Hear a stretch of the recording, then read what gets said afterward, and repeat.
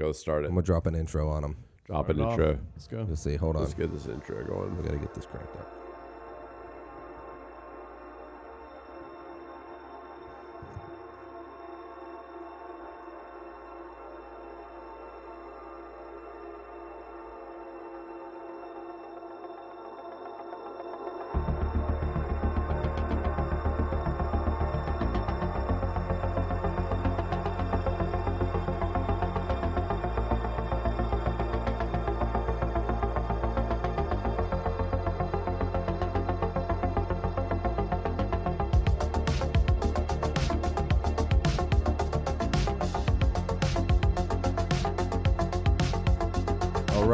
All right.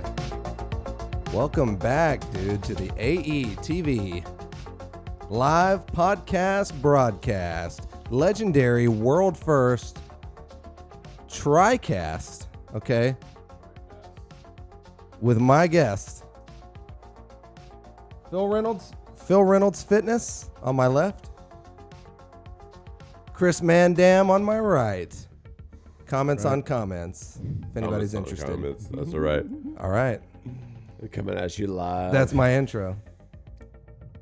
I hope it was baller. I tried my best No, it Sounded good to me. to make I was it awesome. into it.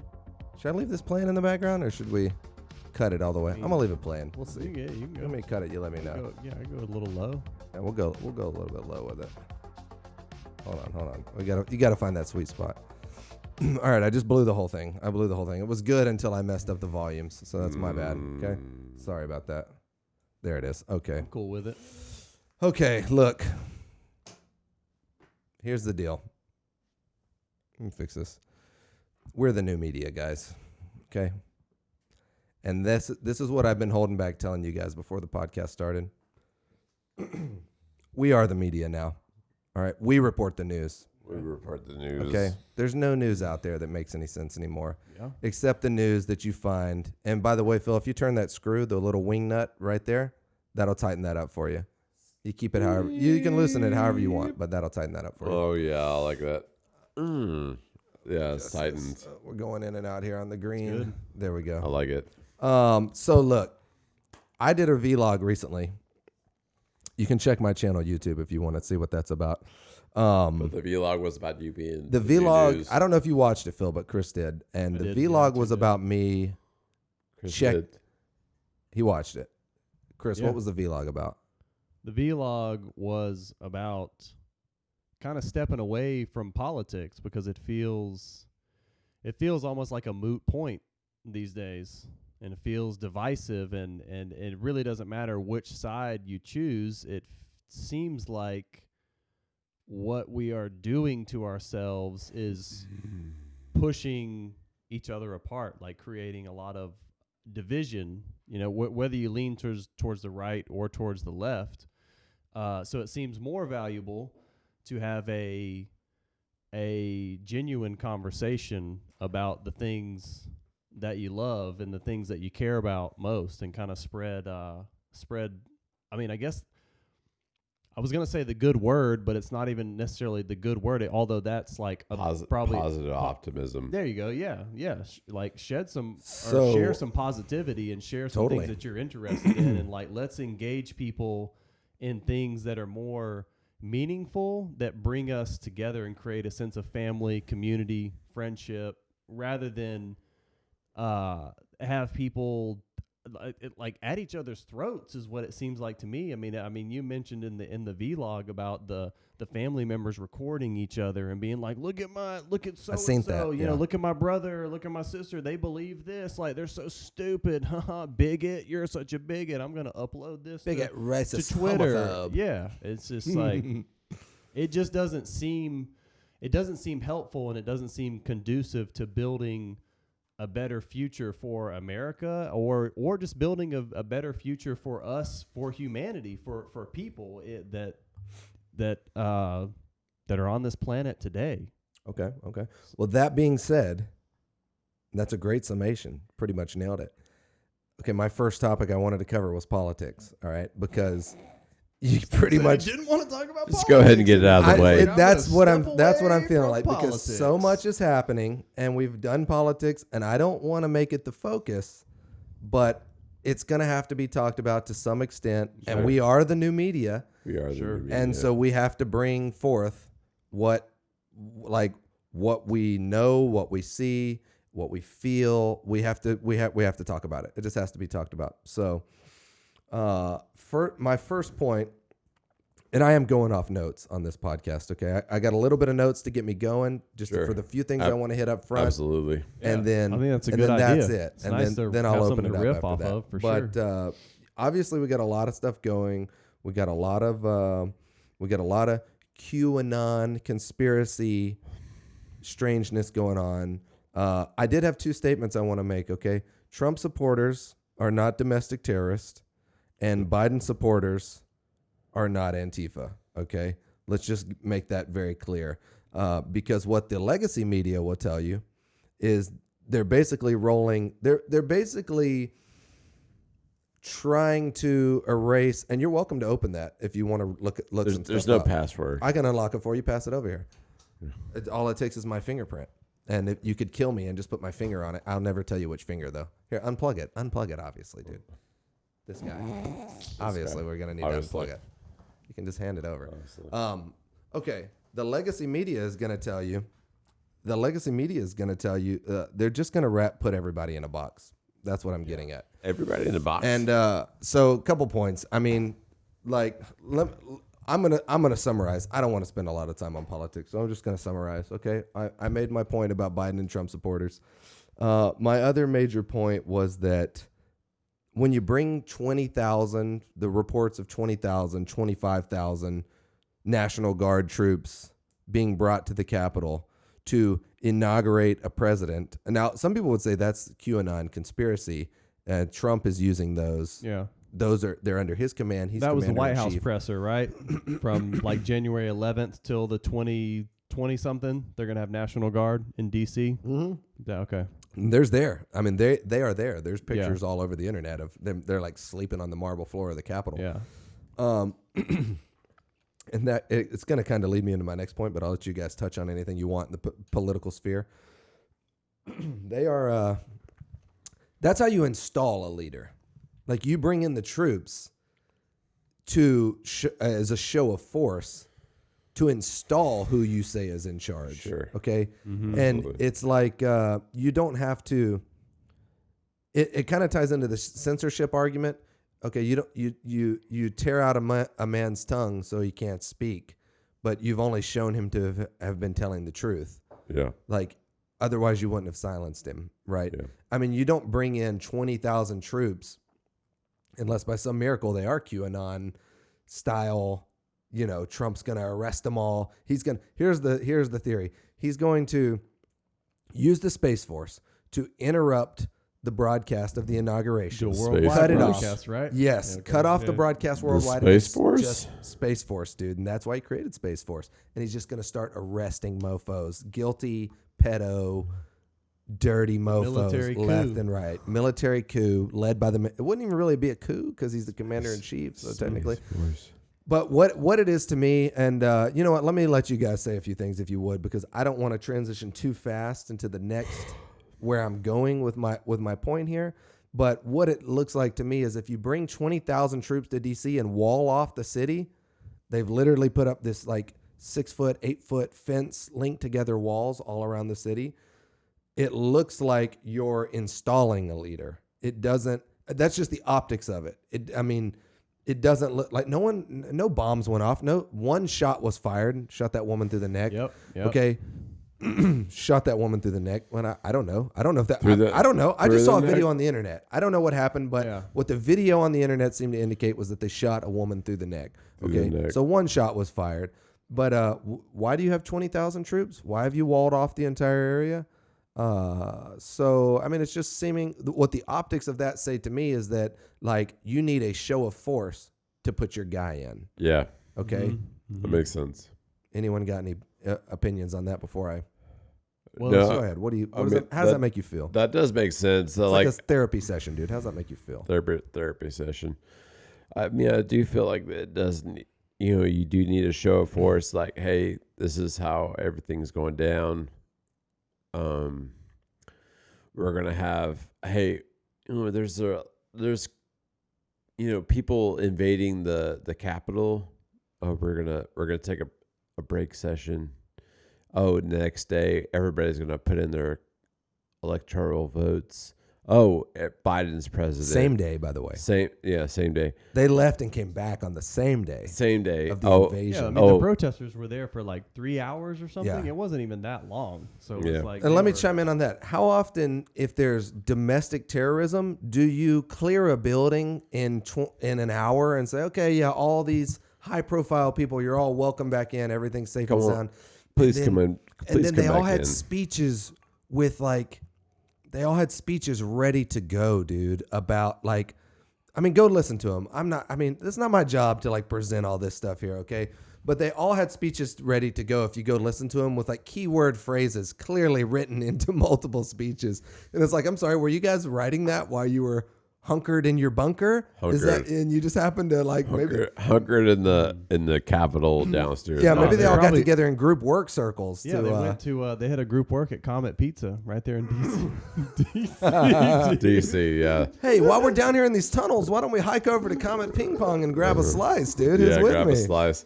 Yeah, there was a food truck catering to the downstairs Capitol people. What kind of food do you think they were serving? Pizza for sure. Hot dogs. I'm going with hot dogs. How did I not? Hot dogs. I legitimately was asking that. You could have said anything. How could I not put together that? Obviously, the answer would be pizza and hot dogs. Pizza and hot dogs. They were, and for Chris, I heard hot box. And so it was they were hot boxing down there in the bottom stairs of the Capitol. They're definitely hot boxing, dude. Have you seen any of the Senate hearings? It's all just fun and games. I haven't for seen them. Oh, I watched the one about the. I've seen bits and pieces. Can I say voter fraud? You've said it. It's Oh. too late. It's too late. My goal is to get enough views on this channel to get it banned. Okay, so yeah, go for it, dude. Go ahead and say COVID-19 while you're at it. COVID-19. Go ahead and say the word pandemic while we're here. Pandemic. Well, I watched the 3.5 That'll get me hour banned. Senate hearing about voter fraud. You watched the 3.5 hours? Yeah, dude. I listened to the whole thing. Yeah, Did you watch whole Did you watch the video. Ted Cruz segment where he was just talking about how 19% of Democrats believe that there was voter fraud? No, I don't remember that. Yeah, he was talking about how he's like, dude, there's 19% of Democrats that believe there was something suspicious with the voter fraud going on. I was like, and then there's people that are like, blah blah blah blah blah. I'm like, I'm guessing you're not part of the 19% of Democrats that suspect there's actually voter fraud going on. Yeah. I mean, the Senate hearing that I watched was it just seemed it was like a fugazi. All of them seemed to, there was a couple of guys who were like, nah, this was the most fair election we've most ever fair election had. ever. They kept kind of parroting that they were reading from a script, but the consensus seemed to be there was probably something that went on or could have been something, so we just have to make sure this doesn't happen again in the future. Not that we're going to do anything now, but in the future, we should make sure that it doesn't happen again. And it really didn't sit well with me. It just felt fake, like it was a show, let's just appease people. Let's say something that'll appease them for now that hey, So we recognize there's a problem, and we're going to get on the case for you guys. We're going to get on it for you. We're going to make it better. But for right now, no, you just got to kind of go with it. It is a show, dude. It feels like That's that, exactly dude. what it is. It doesn't, it just feels like they're on a stage. But to get back to your point about the National Guard in D.C.,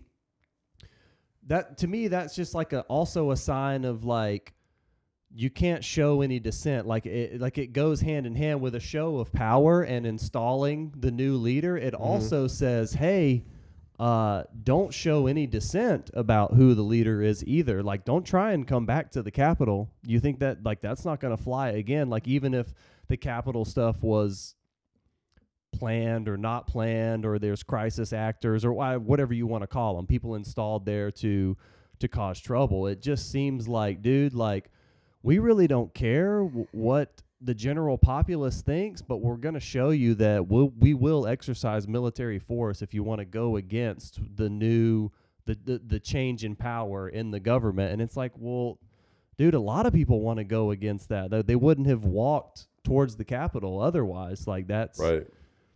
I mean, and that's like, and then even when people say it's an act of terrorism, it's like, well, when the people call for revolution against their government, where they feel like they are disenfranchised, or they feel like their voice doesn't matter again, terrorist acts, if you want to label them that, I'll use air quotes, like terrorist acts, like, can be a part of revolution. Like, you think that, like, when we decided that we were going to give the middle finger to Great Britain, that wasn't like an act of sedition and a terrorist act towards that nation? It's like, it absolutely was, but we were deciding as a people that, like, hey, something's not right here and we can do it better, so we're going to cause a little bit of trouble so that we can build a better future for ourselves. And so it's they would say that 80 million people would argue that it wasn't that,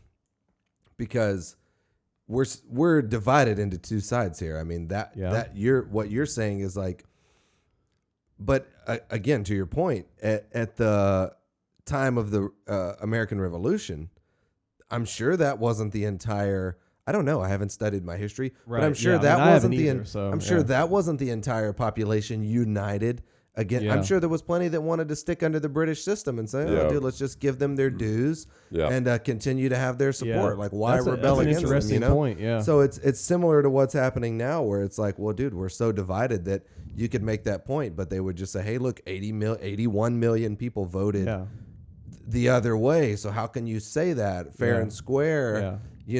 Our democracy, they love to say democracy, even though we're a representative republic, not a democracy. They would just say that, well, why does your voice trump mine? When our side was the one with more votes. So really, you guys need to just sit down and shut up and accept it. Yeah. But if that was the case, why would the optics be so strongly in favor of like this, like you said, like a show of force? It's like, and what was the terrorism? Like they set off a bomb in the Capitol in 1983. That seems like a lot more terrorism than what citizens of the country walked through the Capitol and like sat at people's desks and stuff. I'm not saying it was sat at right. people's desks. AOC tweeted that people stole her shoes. I read Stole her stuff shoes? she said, like, they stole my shoes. I read that laptops were stolen. Well, laptops were stolen by the CIA, FBI. Right, by military operative, special operations operatives, right? So, I mean, here's basically what's coming out, and the media is already changing their tune, but we are the media, so I should say the legacy media is changing their tune.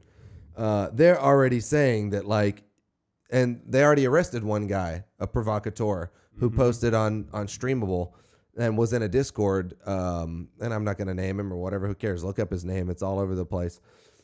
He's one of the first people, one of the first handful of people arrested, and he's like a known Antifa guy who posed as a Trump supporter. Yeah. InfoWars was right. They said it would be Antifa provocateurs. Yeah. They said it would be provocateurs that sort of get it started off, and then stupid Trump supporters caught up in the hype would be like, Capitol doors are open, let's go on in. Yeah. I mean, it's the revolution, right?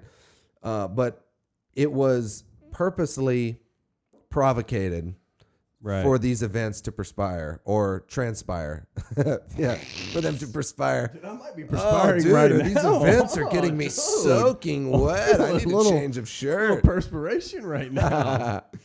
But I mean, it kind of leads me to my next point. We could go on and on about like what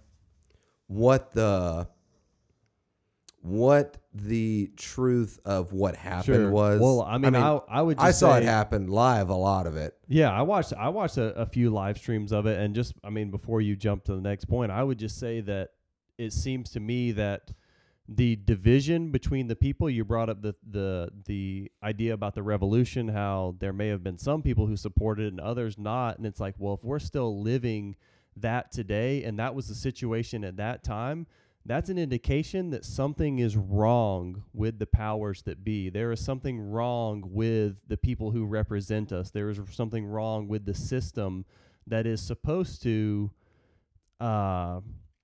what would you say? It's supposed to serve the people. Like these legislatures are supposed to go into government, and they're supposed to hear our voice and represent our voice. You know, well, so I'm just pointing out. No, I know that there's something clearly wrong. Even with you the saying system something then. so clearly true and relevant is just like, I mean, it's just like, no, mean, they just don't. Serving the people? Yeah. They're not worried about serving. Yeah. They're worried about giving the image that they're serving the people and pandering to the people. Yeah. But so not because your point is completely true and valid, but they clearly don't see it that way at all. And Right. The proof is in the pudding. I mean, they talk in pure colloquialisms and sort of what's the word for it? It's just all rah bullshit, dude. I mean, it's all just to toe the party line, make certain groups feel a certain way. You hear a lot of the same buzzwords over and over and over. They when wrote people their. speak. It's like they all got in the bunker together and wrote their speeches, Yeah. which obviously they didn't write their speeches in bunkers. Yep. Yet they all came up with prepared speeches saying, "This is our Pearl Harbor. This was the worst attack on the cap. This is an insurrection. An insurrection." Okay. Which, I mean, basically, and my next point ties into all this, and it's actually not even, I'm actually skipping one. But it leads me to my point that it's all a psyop, okay? It's all a psychological warfare operation. What we see on the screen is not what the truth is. Like, I'm producing this in an extra bedroom in my house with Streamlabs. Yep. And I mean, I've got my green screen and like, I'm not putting any spin on any of this except my own personal biases that I admit. And they're producing a movie show for us all to watch that, like, I have no real specific goal producing this. Okay. Yeah. Okay. The legacy media and the legacy, I don't know, political sphere, they try to put things out in packages. They try to put out chunks that make you feel a certain way, that make you think a certain way. Yep. Okay, they're not live streaming. They're not giving you a look into their to the inside of their lives and what they're up to. Like, they're just giving you this chunk with a message attached to it and saying, I don't know, feel good stuff. We make you feel good. Sure. We want to give you this. We want to give you that. We're here to represent the people. It's this was like, a travesty. Clickbait or sound bites. It's little Right. tidbits. And it's all, I mean, literally we live in today's system. If you turn on your TV to broadcast television, this, are you guys clinking or getting more? Because this podcast brought to you by, go ahead, Phil. By Basil Hayden. Phil, go ahead and do your Basil Hayden. infomercial for Basil Hayden, dude. We're going to take a quick break here. We're going to take a quick break for Basil Hayden. Thank you for the sponsorship, Basil Hayden. Thank you, sir. We need you. Do you need a Basil Hayden I don't read need up? nothing, dude. Dude, you did it. You gotta- When I'm ready to Basil my Hayden, I'll let you know, dude. okay. I'm all basiled up. Are you going to do the full infomercial or should we do it later? We'll do it later. We'll do it later. Okay. All right. I didn't know if you're going to go. It is known that Basil Hayden was started during George Washington's first presidency. And we're banned. You just said George Washington. George Washington. Way to go, dude. He's the nation's #1 original terrorist, dude. How dare you? Other than Abraham Lincoln himself, The Vampire Slayer. the vampire slayer. Not the president, but the Yeah. Vampire Slayer. Did you watch that episode, dude? You watched that episode? He's like, he actually watched the documentary about Abraham So Lincoln. you saw the after that. documentary. I went and did a lot of research after that episode. I still haven't Like, watched let it me yet. I still haven't some watched of this Vampire stuff. Slayer yet, but I need to. That is a documentary, actually. Yeah, it's either little sound bites or packaged information to make you feel good if you buy into the legacy political system or legacy media, and or it will make you feel scared for the future if you are. I feel like if you're really paying attention, it kind of is worrisome because you start to feel like, dude, like, what is going on in our political system? Yeah. Like, what is going on? If Like, you're and a- how do you figure it If out? you're aware of it, a lot of the psychological operations do not work on you because it starts to seem fake to you. Yes, when I it- listen to it that seems Senate more and hearing more fake. It like, does seem fake. yeah, like some of the things these senators would read or talk, it was like, wait a minute, like it feels like the last three people that spoke all had the same writer, and they just kind of changed a few of the words around Yeah. or mixed up their Senate structure. That's- But it's like, but- dude, you guys all but there's said a the few same that- thing. But there's a few that are like Howley out of Florida, I think. Or is it Howley out of Florida? you're talking about Matt Gaetz. Matt Gaetz. He's in the Congress out of Florida. What about He's a bomb dropper, dude. there's a bomb dropper because dude. he's not playing along with the system, dude. No, It's he's like dropping F bombs. He's like, listen, this is stupid. Why we shouldn't be taking these like electoral votes out of these 6 states. And then like you got like people like what was our senator representative out of Georgia? Gosh, what's her name? our representative Yeah, out of Georgia out of Georgia. in Senate. Started or with a K. Kelly Loeffler. Kelly Loeffler. That she's in the Senate. She's like, due to the recent riots in the Capitol, She can no longer- I can no she can no longer longer object. I can no longer object. Oh, how convenient for you I after can- the president just came down and campaigned for you. After I've lost my campaign. And I can no longer object because I'm so butthurt after losing. I can no longer object. I was like, dude, Kelly Loeffler, get the fuck out of the Georgia state. You will no longer be elected as Be a gone, representative. demon. Well, We cast fuck you out. you. I will, as a Getting real with it, dude. non-voting motherfucker, I will campaign Good to point. make sure Good point. you never, ever, ever get elected again in Georgia. Well, she won't anyways because they'll Oh just my cheat. Yeah, God. she's done, right? Should let me ask you this. Wait, I'm blanking, dude. You just had a perfect point on Loeffler. Oh, I got it. Should we ever vote again? Oh my God. Is there even any point to voting? Oh. Let's just tackle that right Dude, now. I mean, Are you a voter? unless it they feels fix the so- unless they well, fix I the mean, systems. I'll come clean. I've never voted. I've This never, guy's never I've never voted in any election. I've never voted until the last 2 elections. Okay. And In the last 2 elections, I mean, not the presidential 2 elections, but I mean, Yeah. like the bullshit election before the last presidential election, which is like the bullshit election was like involving like senators like Kelly Loeffler, who really like was quite a cunt in this past scenario, and then the presidential election, which Yeah. I was very tempted to be like Joe Jurgensen. Let's just go ahead and Joe and then Alex was like, What's the point of even going to the polls if you're voting for Joe- Jurgensen? Alex I can't was even like, get his name out. Her. Is it a woman? or a Alex man? is like, is that a woman? Is that a man or a woman? I'm like, dude, it's a woman out of the Libertarian Party. yeah. I'm like, dude, actually, hey. Why even waste your gas and your precious time to go to the polls it for feels that? like such a nihilistic thing to say but it does feel like it's like, what's the point? Why agree even with you. turn out at the polls anymore? Why even show up? Like it feels like this year has proven that it's like there's not much point Dude, to they it. It's will like yield- they're just going to do They will yield the result that they want. yeah. There's no that's doubt what about it feels like. Yeah. Especially in states that use electronic voting, are slack on voter ID. Like if they've clearly shown, and I think they learned it in 2016, that if there's a result that's needed and it plays into the whole PSYOP thing, I mean, why do psychological operations? For a system of control. Yeah. There's a system that wants to produce a certain result. Sure. I mean, from the top down, like not beyond politics.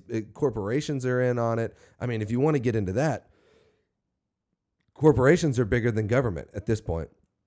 Like big tech companies have more information on more people than the government could ever dream of having, Sure. dude. And well, the government and wishes they could have that information on they people. have the most information. They also control the flow of information. Clearly, the Hunter Biden situation was a prime example of that. I'm sure there's others where it's just like, hey, we'll just ban people or delete posts that are about that information so the general public won't hear about it. So You're exactly right. yeah. And that's exactly what they do.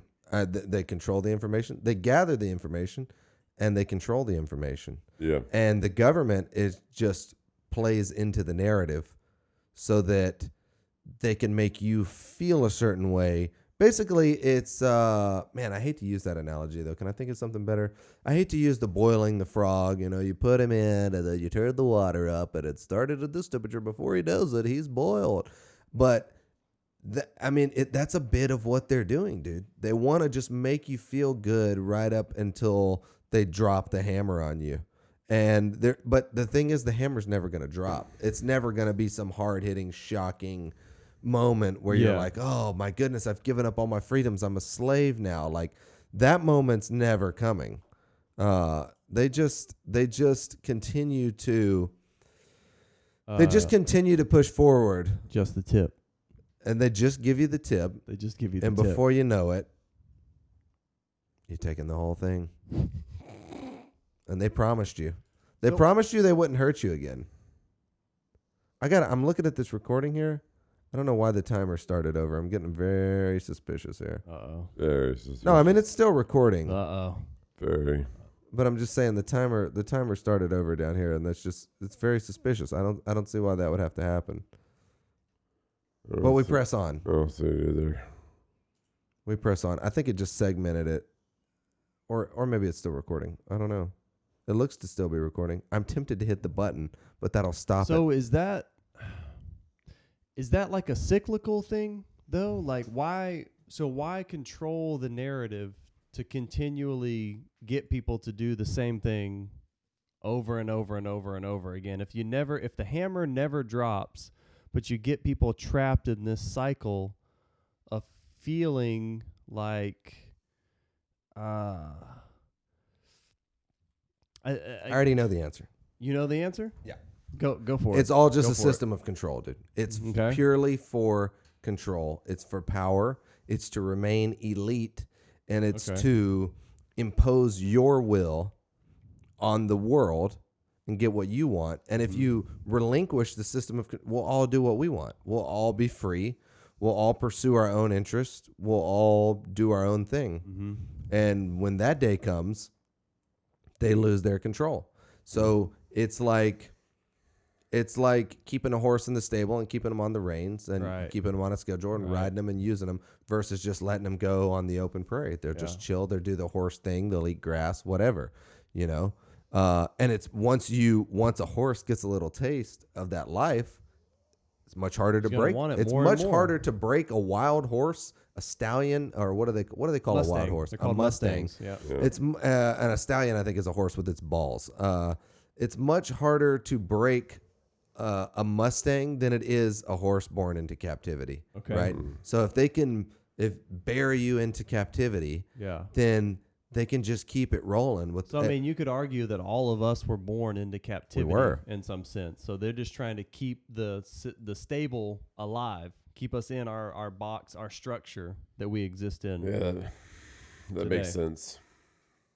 Yes, absolutely. They don't want, and it's gotten to the point where now it's a conglomerate. It's obvious. It's an obvious conglomerate. There's like incest going on between big tech. Which I mean, that's a like turn of phrase nowadays to call everything big tech, but that's big exactly tech. What they are, dude. No, it is big tech. I mean, Facebook, YouTube, Google, yeah, Apple, yeah, Amazon. You know, Instagram is Facebook. It's Facebook. Yeah. You know, and then you couple that with government, and then you couple that with legacy media, and you've really covered a lot of bases, and you're able to inundate lives with your messaging. I just feel that's all they absorb. I feel it's strange that big tech has aligned with the left. It is weird. It's more weird to me that the left has aligned with big tech, dude. I mean, they were the party of Occupy Wall Street, of we are the 99%. 99%. And yet now they're like, oh, well, Twitter's a private company. So if they want to ban them, I guess they can just ban them, right? Yeah. Right, Republicans? That's what private companies, the choices they can make. And it's okay, so you're a shill for big tech now. Cool, dude. So you finally sold out to your corporate overlords that just when was Occupy Wall Street? 2008 or something? Yeah, Dude, so 10 or 12 years ago? Yeah. You were all against this. Yeah. But now they've sold you on it because they've hammered you with it, dude. They've hammered you with propaganda that Trump is so evil that his supporters, now they've gone full-fledged, dude. His supporters are terrorists. Terrorists. To the point where it's like to the point where there's like 1 to 2 million people in Washington D.C. 100 of them may be Antifa, but 100 of them stormed the Capitol. But all 1 million to 2 million are terrorists. Exactly. And they all deserve to lose their jobs.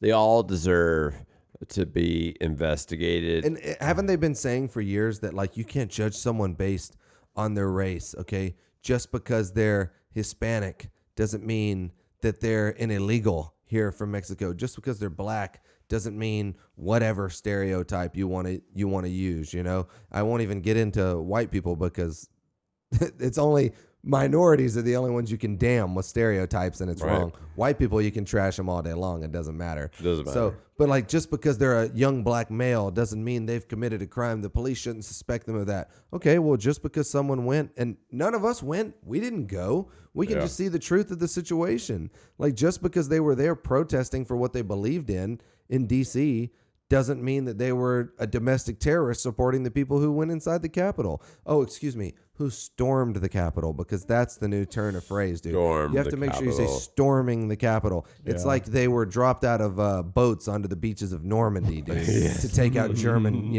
gun turrets. I thought they were. They're storming the Capitol. They did storm the Capitol. That was a hell of a storming, man. It was the storming. There's people like taking the turns out of the damn Capitol, like, oh, I want to.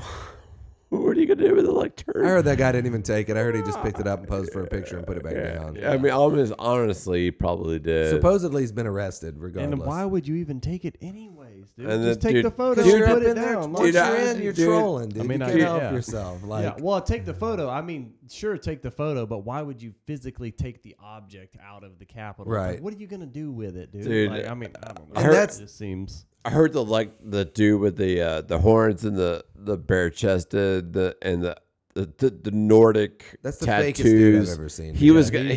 He's apparently some kind of ex-military operative who's got cameras in his horns, and he's dude, seriously, You heard this? Dude, I've heard this. And he's like, oh, he's capturing everything that's going on. And he's like standing up there at the Speaker of the House position. He's like, hey, I'm capturing everything. I'm like, dude, why the fuck are y'all even taking this position that this guy is some kind of operative? Right. And he's, but then you see these things from clips from the Simpsons episode where you've got groundskeeper Willie who's who looks got the horns. Who looks just like this guy. Yeah. Is this photoshopped or is this an actual episode of The Simpsons? Right. I have no idea. And did that episode of The Simpsons even exist? Does it even 'Cause exist? I didn't look it up. I mean, I have people saying, "Oh, it is season 7, episode 13, or some shit." I'm like, God, how do I even look that up? Is that a Hulu? Is Netflix? How do I watch this episode? Because I need to watch it. How do you find it? How do I find it? Yeah. And season 7? Is this a season 7? I have no idea. I mean, Definitely with The Simpsons, it's the longest running TV show. that is, I would think season 7 for some dude wearing horns, taking up the Capitol, that's pretty early for Simpsons, Yeah. right? Sure. I mean, I would You think lost me on that one. Yeah, I would I mean, think what- it's what like do you mean season. I would think season it was seven? season Yeah, 12. what's I the would think it's relevancy? season 12 or Dude, season the 15. Simpsons are in like season 38 or some season shit. season 38. They're deep. They're So deep why in does that it. matter though if it occurs so early in the Yeah, explain Simpsons yourself. series Yeah. versus You later owe, in the you owe us Simpsons an series? explanation, sir. Yeah, I mean, I demand to know your logic. I would say like if you're if you're like some kind of prediction genie out of the Simpsons, you could do it in season 7. But if you're like trying to like guess how the future is going to go, I could see you doing like season, I don't know. What about this? What if you're writing The Simpsons because they already know what they're planning to do? Oh, So how about when Trump comes down the escalator? Oh my gosh. Trump just comes down the escalator because The Simpsons did it, and he knows it'll freak you out. So he's like, well, let's just come down the escalator. First of all, it's not that outlandish that Trump Tower has an escalator and that he And- might come down it. But once they write it, why not just have Trump be like, hey, dude, you really want to freak some people out? Why don't you just go down the escalator and do it exactly how The Simpsons did it? yeah, so have that they all freak out. No, but seriously, have the dude drop the sign at the appropriate time, Yeah. which is part of it. That is the most, that's the most reasonable explanation. The same thing with the dudes with the horn. If Groundskeeper Willie really was that way in an episode before the thing happened, Yeah. the most reasonable explanation is to be like, do what they did on The Simpsons just to wig everybody out. And it just feeds into our, oh, you're a conspiracy theorist theory even more. No, that makes sense. Like, I mean, there's some dude out there that's like, gosh, I should probably get some brickwork tattoos on my arms and have some kind of like Norse mythology tattoos on my chest, and then have like some kind of like, what is it? Huckleberry Finn, or I have no idea. I don't know. I He don't has know some what you kind call of that like type of hat. raccoon kind of hat going on, and then like, yeah, it's like, dude, what are you even trying to portray? It's ridiculous, dude. It was pure like show. I mean, it's almost like they try to show you how ridiculous it is just to rub it in your face, because they're like, what are you going to do about it? Yeah. You're going to watch it on TV and absorb it, Yeah, just like we want you to. That's it. that's it. Why do they want you to? Because they want to control you, because that's what their whole system is, dude. It's a system of control. And that's all that exists at the highest level. And I have no idea. I have no idea about Trump. I haven't determined for myself, like, is he in on it? Is he a controlled op? Is he controlled opposition type thing? Like, I don't in my gut feel that he was controlled, because they bastardized him so hard. And I don't see a guy with Trump's level of ego being like, yes, I'll volunteer for that job. Yeah. Where you slander me in the media every day for 4 years, really 5 years. But again, it just leads you to like questioning everything. Everything. Question everything. How high do I have to raise my hands, dude, to make you realize what I'm saying here? Yeah. Okay. Field goal. Yeah. Field goal. Higher. Well, you got anything else on politics? I got a bunch of stuff in the proverbial stack here. I mean, we could talk I about can bring up. what's in your realm of control. Well, hold on. Before we do that, I would like to get banned. So let me just show a couple videos that I thought were hilarious. And I brought this up when we were out earlier about George Kirby. And I don't know who George Kirby is. I don't know anything either. I've about never George heard of Kirby. George I've Kirby. never heard of George Kirby. I know that But is. Nancy Pelosi seemed really interested in George Kirby. So let's just take a look. Let's bring her over here. And I believe this is the George Kirby clip. And let's just hear what our Supreme Leader has to say.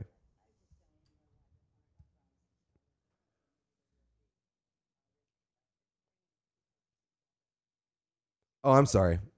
Hold on. This is a red pill video.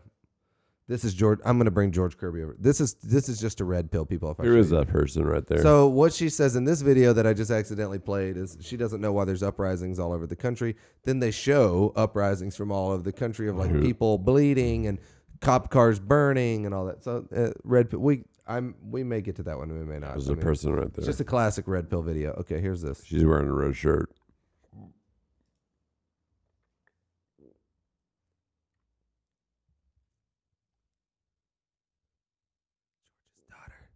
Sweet George's daughter. Watch your brain go blank. She'll recommend it. Watch your brain. Oh, Congressional Black Caucus. Here it is. Oh, she didn't know his name, so she had to rhyme, okay? Is it worthy of George Kirby? I don't know, okay? Oh, man, I love that video. I just saw that today. You got to tell her if this legislation, I'm sounding like Nancy Pelosi over here. You got to tell me if this legislation is going to be worthy of George Kirby. Well, we've yet to determine if it is, but, you know, Pelosi wants to know. When we find out, we'll let her know. So that's an interesting vid. What else would you like to see? How else can I red pill you today, video. sir? What is you it? want Is the that red all pill she video? says? Is that all she says in that video? Yeah, and then there's shows just some graphic. clips? Then there's Okay. graphic Yeah, images. I don't need to see the graphics. I mean, Well, it's not that. I mean, it's just she doesn't know why there aren't uprisings. yeah. Why is she wearing a blue shirt? I don't know why there's uprisings. I'm sure there will be.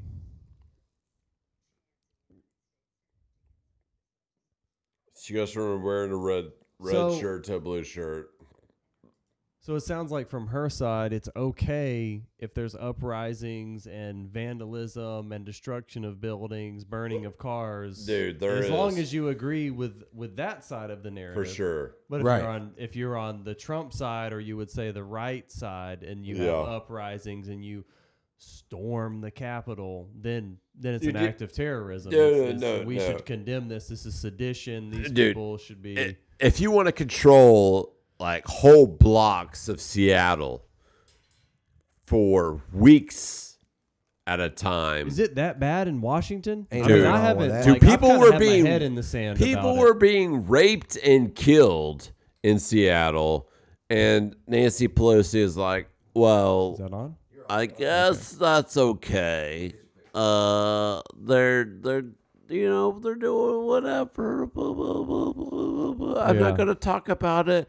And then this fucking anarchy in this quadrant of the center of Seattle, and then Trump is calling down like, "Hey, we should take care of this. We should send in a National Guard and all this stuff." And then like the mayor of Seattle is holding it back. He's opposed to it, and I think that even the governor of Washington is opposed to it, and they're allowing this bullshit zone of whatever Chaz. Chaz. How dare you, sir? To even That's an autonomous zone. the autonomous zone of Chaz. They're an to- independent zone that to don't need even no man, exist longer than a day. I'm like, can we just send in some fucking military to like destroy whoever okay? How is dare you, sir? Are you calling for violence? you Yeah, calling wouldn't for that go against the calling narrative? for violence? Yeah. I'm calling for violence because there's people getting raped and killed in the zone of Chaz, and there's literally no law, and there's literally no order going on in that zone. Okay, I'm going to bring down the live stream. Is this even live? No, it's not. It's pre-recorded, so I didn't even have to say any of that. Oh, I thought I'm going we to were bring it on down live today. because I'm experiencing technical difficulties with keeping Chris Mandam, with Are you? keeping his camera live. What happened? Are you? So The I'm red, going to... the red dot's been flashing. I know, the I whole see time. that, but I can't get your image on the recording. I've lost you here. So we're gonna bring it down, and then we're gonna bring it back up in just a second. Family recipe with a more rye than a traditional bourbon, and this trademark spicy finish. It's easy Peach is ripping ass, to by the way. enjoy Basil Hayden Delicious. any way you like. Basil Hayden.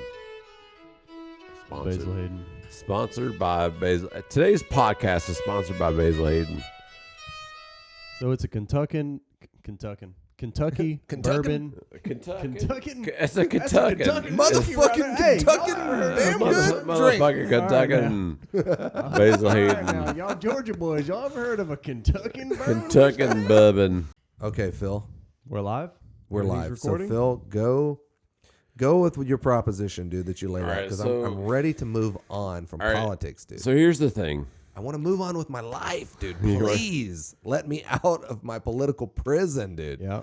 Release me. Yep. Gandalf style. A lot dude. of people want that. release, Yeah, Yeah, I mean- political prison. release me, Theoden King. Yeah, exactly. I mean, the only thing you have control over is your own personal life and like where you live and the things. I mean, think about what you have control over. You know, I mean, Grant Cardone talks about. He's like, hey, you know, can I blame The GC, dude. Love him. Can I blame the electric company for not having power to my house? Well, I could have a generator, you know, and or whatever it is. And it's like, well, I could have food at my house if the grocery stores run out of food because people are raiding the grocery stores for like last minute purchases or whatever it is, because the grocery stores only really have like 2 weeks worth of food If that, at yeah. any given time, and before Of nutrients. Fresh. Yeah, The like stuff fresh on the food. outside of the aisles. If Sure. you go down the aisles, I mean, it's like You can dude, get a box for years. of, Yeah, box you'll of be Frosted alright. Flakes. yeah, you're good to go. Months old. if you're talking about the perimeter of the grocery store, I mean, all that stuff's going to be like 2 weeks Tops. worth, 2 weeks tops worth of food. So I mean, it's like, well, I could have some provisions of the house. I could have a generator. I could have all these. I could have a backup plan for if there's like a military martial law or whatever it is. And hey, I mean, these are like some good backup plans, depending on whatever political regime is in office. I mean, let's just say, you know, I'm gonna Joe Rogan you for 2 seconds, dude. Keep this thing right up. Keep this thing right up in your on the face. microphone. There All you right, go. let's just say It just sounds more beautiful that way. let's just say Donald Trump turns into a fascist, Hitler-esque dictator In the next 5 days. in the next 5 days. Let's just say that happens. All right. Do you have the provisions to like take care of your family? Do you have the Right. firearms? Do you have the the food, the livestock, whatever it is, to take care of your family? Or, let's just say like Biden turns into this like, he dies off and someone, his Kamala Harris takes in, the Kamala. Kamala. Kamala.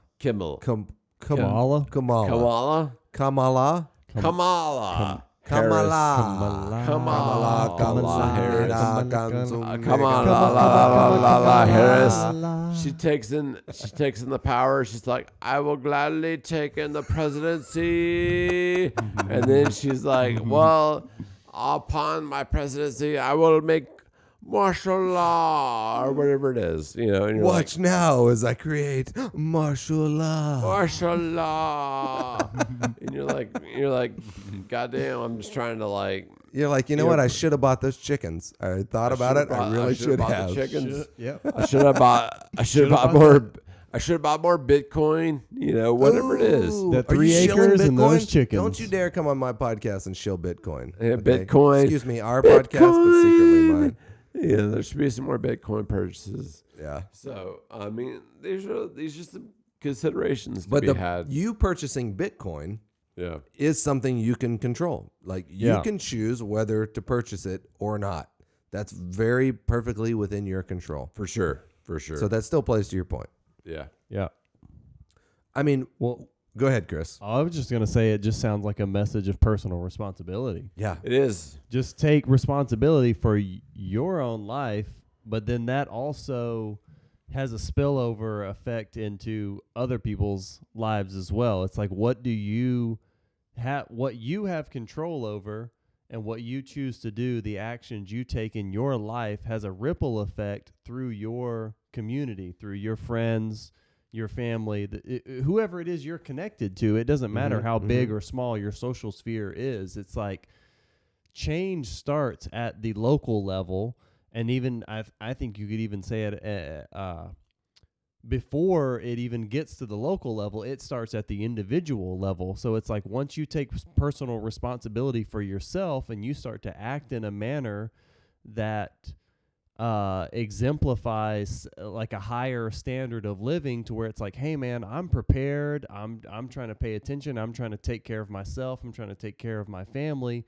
Well, then that echoes out to other people, and they're like, wow, like that's a good idea. Like maybe I should take care of my family and take care of my friends and see where this pathway leads, rather than get caught up in something that's way big, say like the global political scheme, whatever it is. It really doesn't matter what it is, because it's like, dude, that like I don't have control over what the powers that be, the decisions that they Whatever, make. it's like whatever story they're trying to tell. Sure. Because at their level, they're going to tell the story they want to tell. Right. There's no way around it. They will use money, they will use influence to control the narrative, which has become like that hot word, Right. The idea of a narrative. And that but we have narratives in our own lives that we're trying to push. Yeah.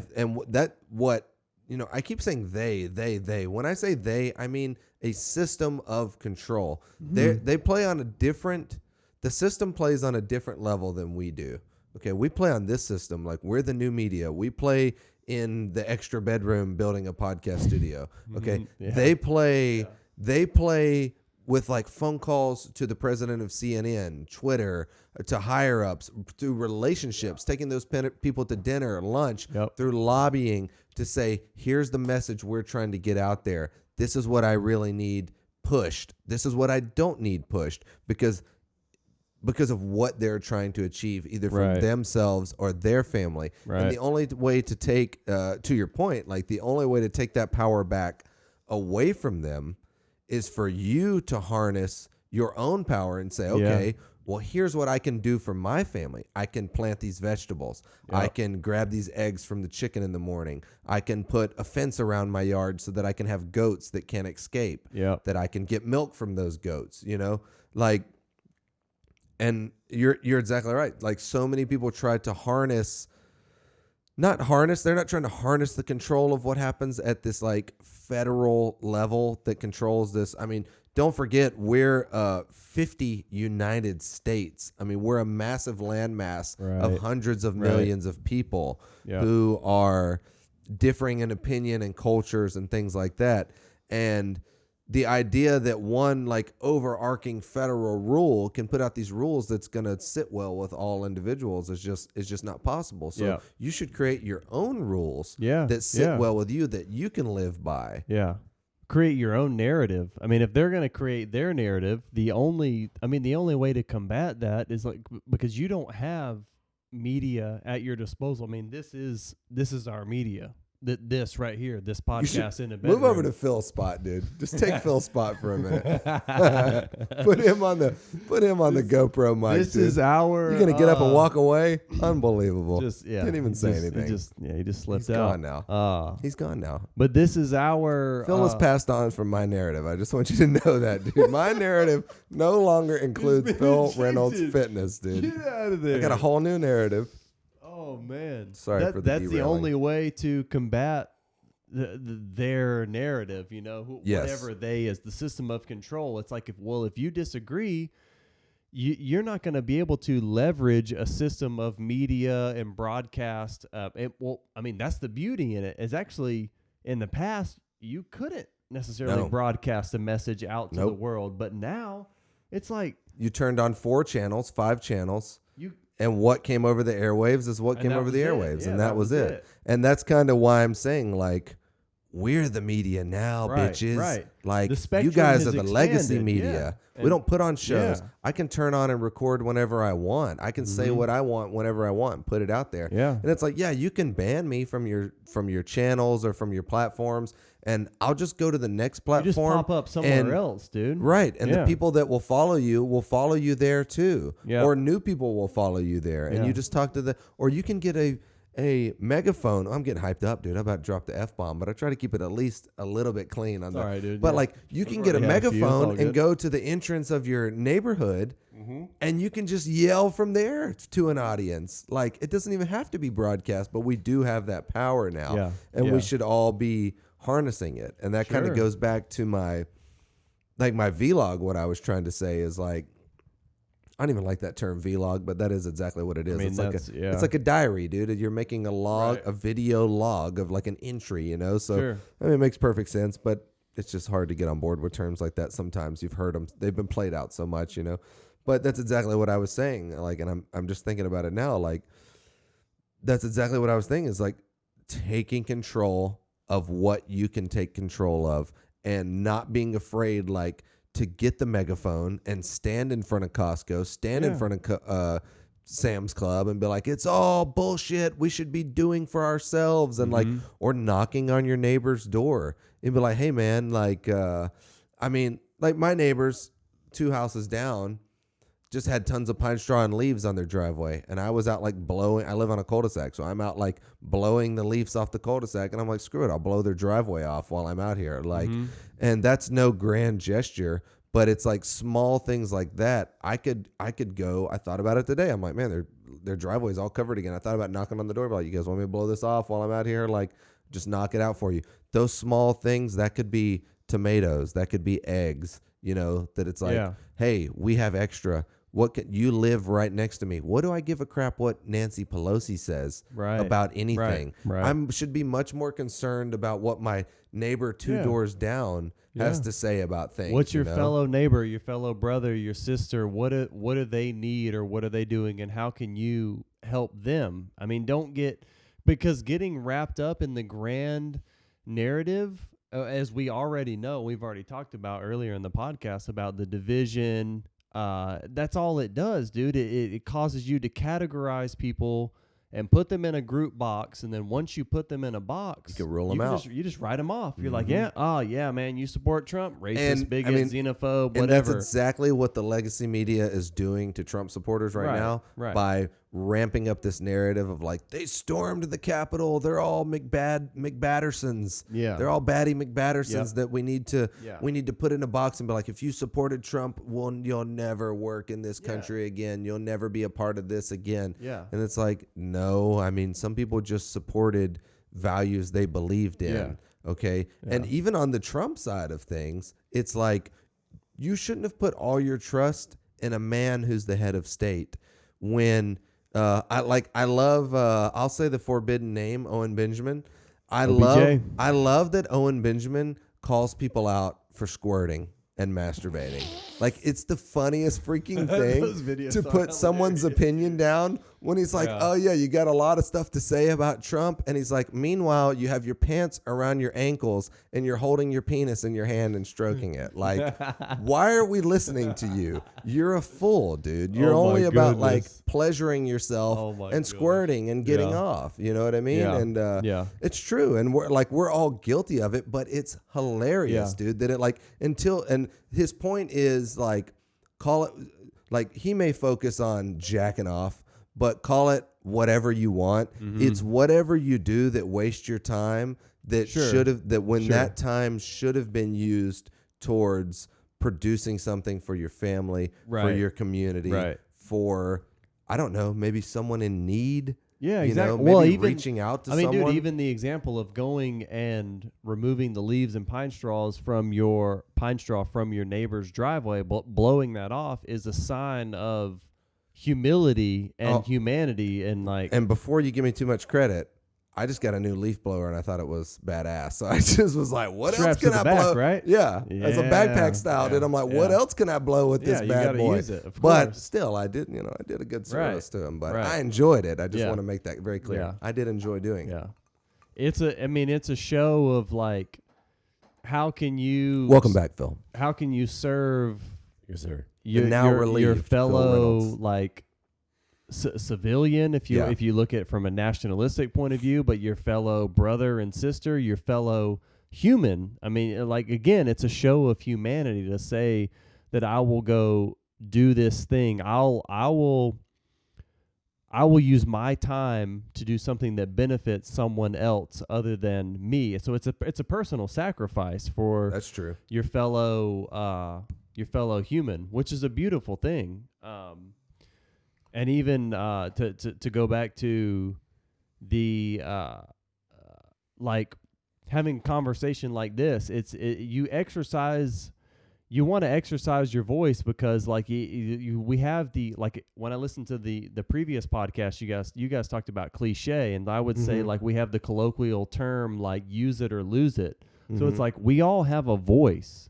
And so if you're not willing, that is not an excuse for masturbation, by the way. That's true. That's not. And where I that would came say, from. I mean, and even the masturbation is like Owen Benjamin uses it. He takes it kind of like in a literal way, a comedic, literal way, but it's also a metaphor. It's a euphemism for like mental masturbation. It's like, dude, why are you gonna waste your time doing something that's just like masturbatory, like even in your mind, that's not going to benefit other people? Why are you going to do something so self-serving for your own pleasure, just so you can get your release? You know, well, let's explore that, dude. Why are you going to do something for your own pleasure? I mean, I guess it's just human nature. I think so. I mean, I think it's so easy. It is. I mean, we get wrapped. A coping mechanism, right? Good point. I mean the whole reason why you would even do something like that is just like, well, I have pain. I want to alleviate the pain, and so I'm going to need something to make me feel good. Yeah, I want to do something that makes me feel good, and but alternatively, it's like, well, I should face the truth. I should grow as a person and face the truth of whatever it is, like whether it is like, hey, the truth of society as it is today, or the truth of. Can I just interject on that, because I feel like I'm at that point where. Now, I was never a Q-tard where I'm like, Trump, the deep state, he's got him right where he wants him, like it's about to. But I voted for Trump. You hear that, YouTube? Okay, voted for Trump, bro. Twice. All right, you're right. So vote for Trump. I voted for Trump, but it is what it is, dude. I just thought he represented my values better than. I'm sorry, Phil. Are we boring you? You may leave my classroom. No, I'm just kidding. No. But it's like I voted for Trump, but I didn't I just did it because he represented my values more accurately than the other side, dude. For sure. That's it. I mean, that makes sense to me that he would reflect your values more than the other side. Like whether it was like Hillary Clinton, like, do you want Hillary Clinton over Trump? I'm like, God damn, like Hillary Clinton is like actively assassinating people. Oh no, dude! We're so banned that now. Are bringing shit against Bill Clinton. Like, I should probably kill these people. And then you're like, wait a second, openly admitting it. Like, wait a second, like Hillary, like, what are you doing? Like, I sidetracked my own self in that because you were making a good point, and I sidetracked it with what I was saying about voting for Trump. But there was a point in me saying that. And I don't know what it was. There was a point where you... What was he saying, Chris? Hey, Chris knows. Hold on. What was he saying? I can't remember exactly what he had Phil a good was saying, thing going about personal responsibility. responsibility. Personal responsibility, but I mean... There was a point where you only had two choices. Hillary Clinton or Donald Trump. Yeah. And you had to choose. Maybe you had to choose between... You had to choose between... Hey, listen. You had to choose between a person who actively kills people to suppress stories about her husband, Bill Clinton, or Donald Trump, who appears not to have killed anyone. Sensationalist. Not to kill anyone, but an evil businessman or something. Yeah, something like that. Evil businessman. From a certain perspective. But it's like, I think I know what I was saying, by the way. What you were voting for was establishment versus someone who was going to disrupt the status quo. That's what I try to tell people. Status quo. What I try to tell people who hate Donald Trump is Donald Jamarcus Trump. Okay, let's get it Donald straight Jamarcus here. Trump. It's like, look, all rhetoric aside, it's like his if little you go back to 2016, what people felt in their gut was they didn't care about like Donald Trump's history, but what they cared about was they felt like there was an independent candidate who was running, who said he was going to drain the swamp and said that he was going to make things right. He was going to make the country better again, and that resonated with people. I mean, he hit on, and that is a deep value within us. He hit on truth, really, is what it boils down to, is like a deep innate truth where a lot of people felt like, wait a minute, like something shady The is system going on. has gone too it's far. broken. It's Yes. gone too far. It's broken. We need a change in the system. We need things to improve. There's got to be something that can be done. Oh my God, there's this candidate. He's not Outsider. He's an outsider. He's not necessarily perfect. He's loudmouth. He may be an Egotistical. He may be Sure. an egomaniac. I don't know. But he's saying that he's going Meanwhile, to, they're posting their asses on TikTok and Instagram, and they're Right, like, right. "Trump's an egomaniac." Right. Check out these cheeks, though. check out It's these like, cheeks dude, clapping, yeah. are you kidding me right now? Right, And yeah. I don't want to interrupt your great point, but I mean- do want to tie it back to what I was saying. I figured it out. My vote for Trump didn't mean I abdicated. Is it abdicated? Abjucated? I think it's abdicated. It doesn't mean I abdicated my personal responsibilities. I didn't vote for Trump and say, "Daddy Trump, take care of me." You do it for I don't me. care what my wife needs. Right. I don't care what my dog needs, what my house needs. It just meant he represented my values in that sphere. But Right. down here on the micro scale, if he's the macro, down here on the micro scale, I was still doing what I needed to do Right. to make money and to provide for my own family. And that's because Trump represented those values. You were like, "What? This is a dude who just started. He made deals and he made it happen for himself." And so, from in that perspective, it's like your values. It's like, well, dude, I want to take responsibility. I want to take personal responsibility for my life, and I want to start bettering myself. I want to start making deals, and I want to start climbing the ladder. I I'm wanna tired start- of making deals. Okay, I I'm keep tired of making it. deals, and I keep losing. I'm leaving. She wants to act like she's the queen and we're the sorry people.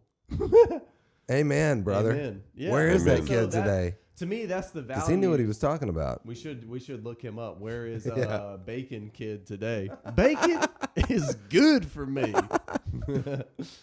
That to me, that was the value that it represented. It was like, oh wow, Trump is a successful businessman, and whether you identify with successful businessmen is Well, I kind mean, he of got a- irrelevant. It's not that you're Got $1 million pathway- loan, dude. So, I mean, I've heard that story. Like whether Yeah. some people said it was like Right. a $10 million, Sure. $100 million but loan. what I've you're heard other saying people- is that the principles transcend. Yes, it was the principles. Yes. It wasn't that you were going to become a real estate mogul in New York or anything like that. It's like what it spoke to was that like, hey, I can do it too, man. Like I can make a difference in my community. Like, wow, I could go and invest in some type of property, or I can just show You can up. become president of your neighborhood, I dude. can show up You're to not gonna my get elected, wage, but you can meet the wage people. slave job and do my best at it and then rise above it eventually. Maybe not immediately. I might not see immediate return like I'm going to get promoted the next time I show up for work, but Right. after I put in some effort, I might rise above it. To me, that was the ultimate value that was represented. It wasn't necessarily that, again, that you were going to be some type of like mogul businessman or anything like that. It just was like truth and personal responsibility. It's like, dude, like I can make a difference. It doesn't matter what socioeconomic status that I'm born into, whatever. I mean, because you can make all those arguments like, oh, well, we're born into circumstance, or there's certain people have privilege, or this and that. And it's like, okay, if you can assume Yes. that Well, we can all say yes to that, dude. yeah, you can also No one has to fight against like, oh, someone had it better than me when they were born. sure. Yeah. But how does that Of course thought they did. serve you, though? If you Right. say that, it's like, why are you focusing on that? Okay, man, like, dude, we're down Talk- here in the middle. I'm gonna Joe class. Rogan you too.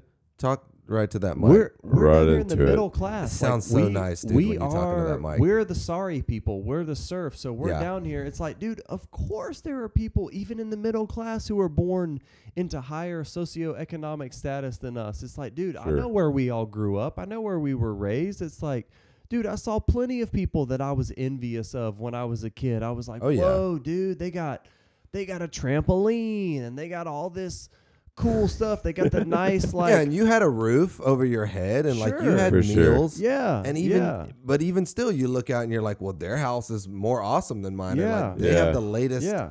game system, and I Yeah, don't. right. Or even if you have the game system, the comparisons are infinite, dude. Even if you Yeah. have like you both have Super Nintendo, you're like, dude, I only have 2 games, and they have 25. Yeah. Like, Yeah, or what they the heck, or man? they have like 8 bedrooms to your like 3. Or I'm Right. wearing Walmart shoes, and they get to go Right. shopping for Nikes and wear different pairs, and my parents only take me shopping for shoes once a year. And Yeah. it's like those have Right. to last you the whole year They're- until you Right. go up a size. And they're like shopping for shoes like 4 times a year. or oh, something like dude, that. you're not even and let me tell you this right now: if they're not on sale, you're not getting them. Okay, you You're go not in there and you getting find them. some shoes on Yeah. sale that you like. So, Damn it! So I mean, my point to that is like, what good does it do you, or what good does it serve you to dwell on that fact? It's like, okay, dude, so those are the facts. Like, that's how it is. It's like they were born into a better situation than you. What are you going to do about your situation then? Like, Bitch. how are you going to rise I'm a bitch about above that? You know, I Right. mean, and a lot of people make a lot of arguments against that and say, well, it's not that easy, or it's really hard, or some people, they're born like, you know, way, way behind the curve. And it's like, yeah. And it's like those people grow up to be like superstars because they start at such a low rung on the ladder and they work their asses off to the top. Like, I mean, and I'm not trying to make the pull yourself up by your bootstraps argument, but I am trying to say, like, psychologically, it's like, don't dwell on what other people are doing. Like, who gives a shit? Like, sure, you can be mad about it, but like, being mad about it is not going to help your situation. Yeah. Maybe if you're going to get mad about it, let that anger fuel you to be like, you know what? Yeah. I'm going to get up at 5 a.m. tomorrow and I'm going to do whatever it takes. I'm going to run my paper route, or I'm going to go to my job. I'm going to be the best at my job. And then I'm going to master that. And then I'm going to move on to the next thing, or I'm going to do my side hustle while I work my job, or I'm going to do Yeah. 2 side hustles. Well, it's the sulking child, dude. No one looks at the sulking child feeling bad for themselves and is like, I shouldn't say no one, but the common knowledge, right, has never been like, oh, well, just let them be that way, dude. Let them sulk over everything they're ever shorted from. Sure. Let them feel bad and just let them feel good. No, you pick them up and you say, hey, you're unique. You can do what you can do. Don't worry about what Johnny has or what Johnny got at school today. Yeah. What, I mean, it was this 1950s, dude. The example is Johnny, but it's like, no, you need to worry. Like, you wouldn't let your own child, and I mean, let's not even get into that. Most people don't even want to have children or produce children in this crazy world today, which is completely ass which is just a backwards logic. defeatist attitude. It's and, like, dude, and it just it's ties like, into exactly what you're Yeah, saying. Like, yeah. you're so focused on figuring out why you've been wronged that you're not willing to do something right yourself. Yeah. And that's the bottom line. It's like you just want to sulk and have somebody make you feel better. You want Biden to tell you deserve $15 an hour minimum wage, when honestly, dude, there's so many jobs. I mean, my wife has had multiple of them where they're like, yeah, it pays $16 an hour starting out. And Yeah. this is with minimum wage being whatever it is. What is it right now? $7.50 or I think, something? yeah, it's I around don't even know. $7. Yeah. But this, like, most jobs, and I mean, minimum wage, you're talking about you're working run-of-the-mill jobs where you better be making some YouTube videos or some kind of side hustle Yeah. or selling on eBay or something, Yeah. and not just being like, well, I went to my job at Walmart. I'm sorry, is that not enough? No, because your corporate overlords have no interest in seeing your success. Okay. So Yep. you shouldn't be relying on them to Yep. give you $15 an hour. Yeah. And once they give you $15 an hour, that's not going to change your attitude or what you do. Sure. It just means you Yep. can buy a little bit more weed, okay, to sit at home and smoke and feel sorry for yourself Yeah. instead of doing exactly what you're saying, like getting rid of the thoughts that don't serve you and Yep. deciding, hey, Yeah. what to go back to what Phil was saying, okay, I'm going to wake up the beast right here. To go back to what Phil was saying, figuring out what it is that you can control in your life. And also, Phil, while I have your attention, I want to hear some of that gravy you did your homework on and see what you were bringing, what you were bringing to the table for discussion, what sort of stuff you had looked into, just to transition a little bit here.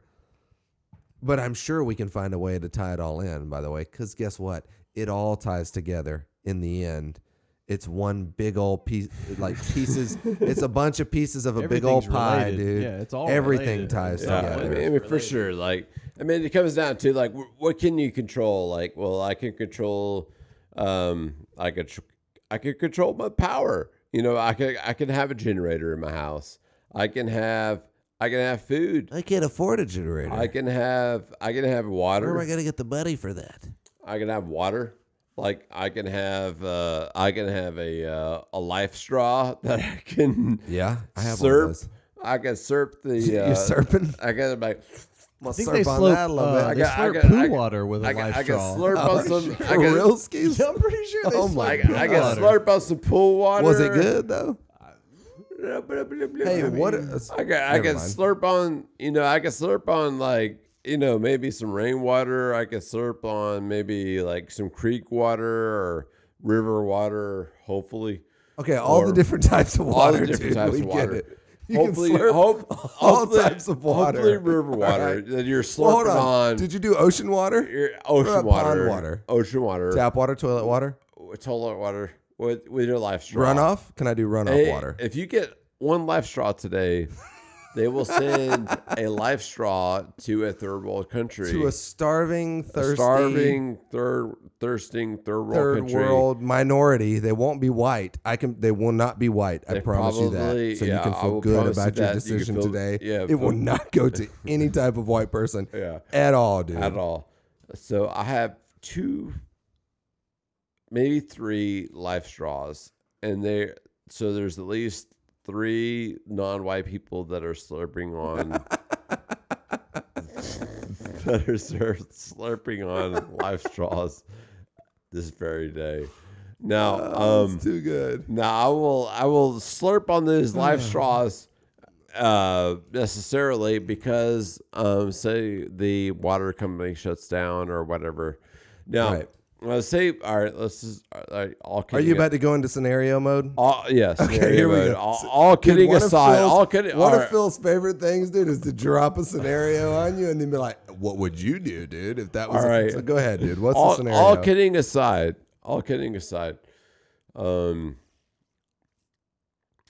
everything shuts down due to COVID or whatever it is. Like okay, maybe internet's running, whatever. How are you going to make money? How are you going to do this? Well, hey, let's just say you have no skills translate to online, but maybe you do. But maybe it takes 30 days for you to translate those skills that you have currently to online skills to where you can start making money. You're like, all right, well, shit, I need to make some money. Well, hey, do you have some food at your house? Do you or hey, maybe there's a government shutdown and you're like, I've got no means of making money. I was a server at a restaurant and they shut my restaurant down, but due to COVID or whatever it was, it's well, shit, I better make some, I better learn some skills. And that's some serious stuff. What about? Am I cutting you off? No. Okay. What about preparation? Because I feel like Preparation. that's basically what you're saying. Preparation. And just to do what we say we like to do here, to tie it all together, that's pretty much, I mean, who's going to prepare for you? No one.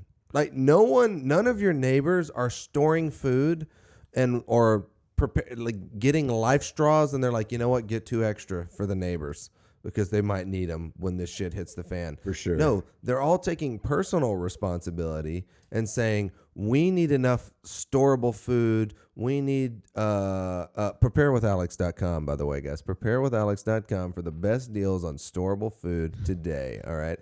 And that's a real website. That's a real website? That's InfoWars, Alex Jones is why it's preparewithalex.com. But no, for real, is that an affiliate link? No, but I deserve one at this point. But that goes Alex.com. Yeah, and you goes should go buy that right now. That goes back to personal responsibility because dude, if it's a real crisis, like short of a FEMA camp, the government is not planning on providing for you. Absolutely not. Okay, you need to be taking the steps now, but you probably think, oh, but I'd rather have new shoes. I'd rather have the latest like game release. I'd rather have the latest whatever. I mean, that was cool in the 90s. Right. That was cool even in the 2000s. Agreed. But right now, you should be thinking about like, hey, if everything's shut down, like, how am I going to pay for my food? How am I going to pay for myself? How am I going to pay for my or what skills? My baby's mama. What valuable skills do I have that someone else will trade me some food for doing that? Can I fix their car? Can I fix their structure they live in, their home? Can I do like can I fix them, dude? Am I have some sort of knowledge of medicine? Or can I like make some like what do they call it? Where you get the like protective gear or something? Needle a thread. Knitting, yeah. Knitting, yeah. Can I knit some hats? Can I knit some gloves to keep people warm? Because the gas company, there's no more gas flowing. Yeah, no, exactly. And to be honest, it doesn't take that much effort. Like, okay, I have 6 months storable food right now in my house. Okay, I'm good for 6 months. Beyond 6 months, I don't know what I would do. I'm hoping that during that 6 months of the whatever crisis it would be, like I could figure out what else to do. But it did not take much effort to grab 6 months of storable food and put it in a cool, dry place to store it, and it lasts 25 years. It didn't take much effort to grab a life straw, but people are unwilling to even take. Some people are, some people aren't. But there's this willingness to like focus on social justice and not focus on like, what are you really gonna do though when social justice doesn't matter anymore? Right. All that matters is who has the resources that make me survive, and how can I take them from that person? Like, what are you going to do in that scenario? And it's not that difficult. You don't have to build a bunker. You don't have to dig 30 feet underground and pour concrete and build a bunker. You can get food, water, and something that starts fires. And what else do you need beyond that? How hard is it to take that? And then you can take that personal responsibility once you've done that and extrapolate. And now you can think, okay, I'm prepared. Now, what am I doing on a daily basis while the economy is still running that I can advance myself? Like, what new skills are you learning? What shape is your body in? You're making me want to like come to your house after, if there's if there's something like extreme that happens. Yeah. If you got first dibs, because I'm imagining there's a couple people might want to get. So if you're calling dibs, I'll put you on the list. You're top. No one else has called dibs yet. Okay. So I got 2 rooms, and if you and your fiance are taking the one room, I got one extra room. Hypothetically, I have an AR-15 that could, accompany you in Minecraft. In Minecraft, of course. No, not. In Minecraft, you have an AR-15. In Minecraft. Not even in Minecraft. Like in actual reality. Actual reality, you have an AR-10 and AR-15. Is that right? That is up for debate. For debate. No, I have weapons. There's no doubt about that. I have firearms, and I believe I have the right to bear arms. Yeah, the right to bear arms. I mean, you do have the right to bear arms. If we want to talk about powers that the federal government grants, yes, let's first take a look at the original powers, which is the Constitution, yes, which grants me the right to free speech and expression, yes, and grants me the right to bear arms. And bear arms. I don't see how anybody can say boo about any of that, especially as much as as people seem to love wanting the federal government to dictate the law of the land. Well, some of it's already been dictated, and it means I can own arms and ammunitions, and that's just the way it is. And that's part of preparation too. And I don't wish any harm on anybody, but I will protect me and mine's. For sure. And I have the right to do that. You do. And we should all be doing that. We should. Because you don't know who might come knocking at your door that wants your supplies or wants what you have worked with your blood and sweat equity to gather for trying times. What's interesting is that the right to bear arms was intended for people to fight for us to have the republic that the writers intended us to have. Sure. Why wouldn't they put it in? I mean, think about it. You just fought off a tyrant and broke free from them. Yep. And now you're not going to give your own people the right to weaponize when, you were your own people just before. Right. And the only way you did it was by having weapons to fight off their armies. It's almost as if they foresaw that any state entity can evolve into a tyranny. So they're like, dude, we just came from a tyranny. So if we follow that logic or that pattern, then we know that a state entity can evolve into a tyranny. Like the state entity can be benevolent and beneficial to the people at large, which is what you hope for. You hope that it creates laws and statutes that allows the individual to thrive and create a great community, but it can absolutely deteriorate into a tyranny. And so it's like you got to build defenses against that. Yeah, exactly. And there are, don't get me wrong, there are small parts of government that work for the people that we need. Like, we need regulations, we need laws, and we need order.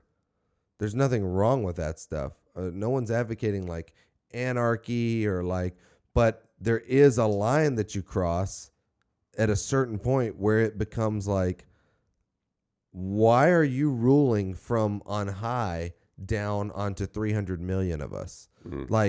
If you want to live under a certain, that's the glorious thing of the republic, dude. If you want to live under a certain set of laws, there's 49 other choices to choose from that you can take yourself and move to the place where people more align with your values. Oh, no, I can't. Yes, no, you can. There's a Walmart there too. There's a McDonald's there too. There's a Walmart. You can go get your minimum wage. If you're bottom of the barrel, you can go get your minimum wage there, and you can apply for housing there.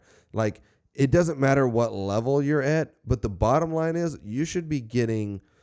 everyone should be taking care of themselves right now as much as they possibly can. Or at least preparing to, at least learning the skills. Do you know how to grow a vegetable? Do you know, we've talked about getting chickens. We've talked about getting goats too, to get goat's milk, make cheese, drink the milk, get the chickens for the eggs, grow a garden. Now you've got everything. You've got your proteins, you've got your nutrients, you're covered. You're not going to be the healthiest person in the world just eating vegetables and eggs, but you're going to be covered. You're not going to get jacked. You may not be in prime shape, but you'll be able to survive, and it'll be a self-sustaining survival. You'll have your own ecosystem that you produced, and that goes back to what we were talking about personal responsibility and how people felt like, these people that rule over us on high are no different than the tyrants of old, dude, than the kings of old who have elevated themselves to these positions, these grandiose positions, and feel like that they're better than us. Yeah. And it's like, well, Trump spoke to the people directly. So almost regardless of what he was saying, it just felt good that he was willing to talk to you instead of talking right past you to some party line that he was representing, and he's chat. And I actually wrote down while you were talking earlier, Chris, I wrote down the great reversal, because Trump came in and it wasn't a reversal in the legacy media. And I'm always going to say legacy media until they die off. And because we're the true media, but they took a champion of the people, and now they've finally completed the cycle here at the end of his term. And fully, they did it with Russiagate, and they did it with trying to say, "Oh, Mueller's got him right where he wants him. He's going to go down." We impeached him, and then the impeachment didn't pass. And now at the end of his term, they fully reversed him into, if you support Trump, Trump incited violence, and basically Trump's a domestic terrorist leader. Yeah. And he went from the people's champ to domestic terrorist. Yep. You know, and they've completed their mission. Like that's what they wanted to do to Trump, and that's who they wanted to turn him into. Yeah. And to me, all that does is show, like, if you're still believing that, I don't know what to say about it, because it just shows that you're even more willing to believe whatever is put out in the mainstream broadcast. Like, I mean, here's what I would say. Here's the possibility. Like, Biden, he goes for his 4 years. Maybe he dies and Kamala Harris becomes the president. And then she has... Sorry, I don't know why I always feel motivated to do that when I hear that name. She brainwashing. She becomes the president, like the Simpsons episodes indicate. Let's just say their prophecy. Yeah. For example, the next president would be going against Kamala Harris as the easy win. You know, Kamala Harris is the incumbent president at that point. I would say that there would be a Hitler-esque GOP president that would be able to perhaps win, but like, hey, we've been done so wrong by the past, Weimar Republic, the past presidency, the past election. It was a farce.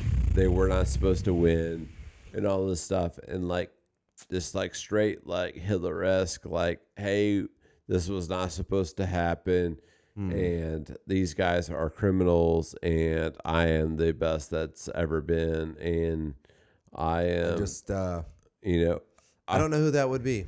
I don't see a character. There's not a character. There's not a character. I don't see the character in the game right now. There's not a character in the game at this point. Will, and you know what's crazy? You want to go even deeper, dude? They will create that character if they need to. They will write him straight into the script. Yeah. Push him out onto the stage and say, here he is, which is why and we've talked to like a lot of, politics, but that's just the way it is. We're the new media, dude. We have to talk about this stuff. But that's why it's like, you have to just take that for what it is, dude. It's the grand theater. It's grand theater. It's grand theater to get you to follow, to warp your brain, to make you believe things that aren't true, to make you rely on things that you don't need to rely on, and make you lose sight of the fact that you can rely on yourself, dude. 80% of the people in this country in the early 1900s lived on farms and were farmers. Yeah. Now it's 2%. I mean, that tells you right there what life was like back then. Like, people supported themselves and relied on themselves and brought their crops to market. Whatever crops they didn't have, they got from the other farmers. How many people are farming now? None. Almost none. Except for Bill Gates. Just saw an article today. Bill Gates, the biggest farmland owner in America nowadays. Whoa. Maybe he knows something we don't. He certainly won't say it publicly. Yeah. But he's Bill clearly Gates doing is the biggest farmland owner. He's the biggest farmland owner in the country right now. Oh my God. Yes. Of all people, Bill fucking Gates. You wonder why, dude. Chris? Well, I mean, what keeps floating through my head is what you were talking about, how Trump has been demonized late in his presidency, a terrorist, domestic terrorist, all these things. I was trying to say it in the moment, but I couldn't formulate the exact quote, so I had to look it up on my phone. But nice. and actually, it's a Batman quote, which I'm happy about because actually Phil talked about Batman in one of the podcasts. I can't remember which one, but he blew my mind because Phil brought up it's in the Tim Burton Batmans where the Joker has poisoned all these products, but he's like, hey, you got to use a bunch of them if you really want to die. Yeah. But if you just use a few of them, you may not die. But everything basically is poison, And I was like, dude, like that's blowing my mind right now. I never thought of it that way. But you were talking about Trump being portrayed as a domestic terrorist. He's evil, all these things. And so there's a quote from The Dark Knight that, and I can't remember, I should look on my phone who says it, but it says you either die a hero or you live long enough to become the villain. To see yourself become the villain. Yeah. And so I guess it's talking That's Harvey about, Dent. So it's Harvey Dent? Harvey Dent says that. Yeah. And so it's like, I mean, it just break that down for me, dude. That's where we are with Trump. It's like, dude, it's like I thought Trump would be assassinated plenty of times, and if he had thought that too. If he would have been assassinated, he might have died a hero. But now it's like, well, his term has ended. He lived long enough to see himself become the villain. Now he's become the villain. Like maybe if he was truly an independent candidate and truly wanted to drain the swamp and just couldn't get it done for whatever reason, like. Because who knows, dude? It's like, again, it's like we're the laymen. We're the people down here at the bottom. We're the sorry people. We're the sorry people. It's like, how do we know what's going on in the White House? So it's like he may have assumed office, and that truly was his intent. I want to drain the swamp. I want to make this country a better place. And then he gets into office and realizes, like, whoa, this is a way bigger job for just one person. Like, this is going to take... You're going to have to catalyze change. He also realized, like, whoa, dude, no one listens to me. Like, they're so ingrained in their system that they actually aren't even above violating policies, laws. Yeah. What do you call it when something is not... I shouldn't even waste time thinking about this, but when something's not a rule, but it's like something that everyone does because that's just what we do here, right? Like, and I status quo. Status quo. Like the status quo of Washington was so deeply embedded that they're like, you're not going to change anything, dude. Declassify information. Even though he has the legal power to do that, they're like, no thanks. Like, we're not going to do that. Yeah. And so, I think you're touching on a very valid point there by, pointing out that, like, even to go in there as a change agent, you're fighting against the beast, dude. And the beast system is like, good luck, dude. It's huge. Yeah. It's David and Goliath. It's that story. It's like, dude, good luck. That's a freaking huge beast that you're trying to tackle. And like, oh, you're going to do it by yourself? Good luck, kiddo. Like, even easier to destroy you then. I don't care who you are. Like, and they made an example of him, chips dude. are against you. Yeah. They really made an example of him. Yeah. And they want to make an example of anyone who speaks out. Right. As well. Because it's a beast system and it will consume you. Like, oh, you want to speak out? We will eat you alive and ruin you. Right. I mean, literally, it's like they are protecting a system that, like, we all talk about, oh, get your storable food, get ammo, just be ready. I'm not even saying that anything's bad is gonna happen, but just be ready, be capable. Yeah. Realize that responsibility.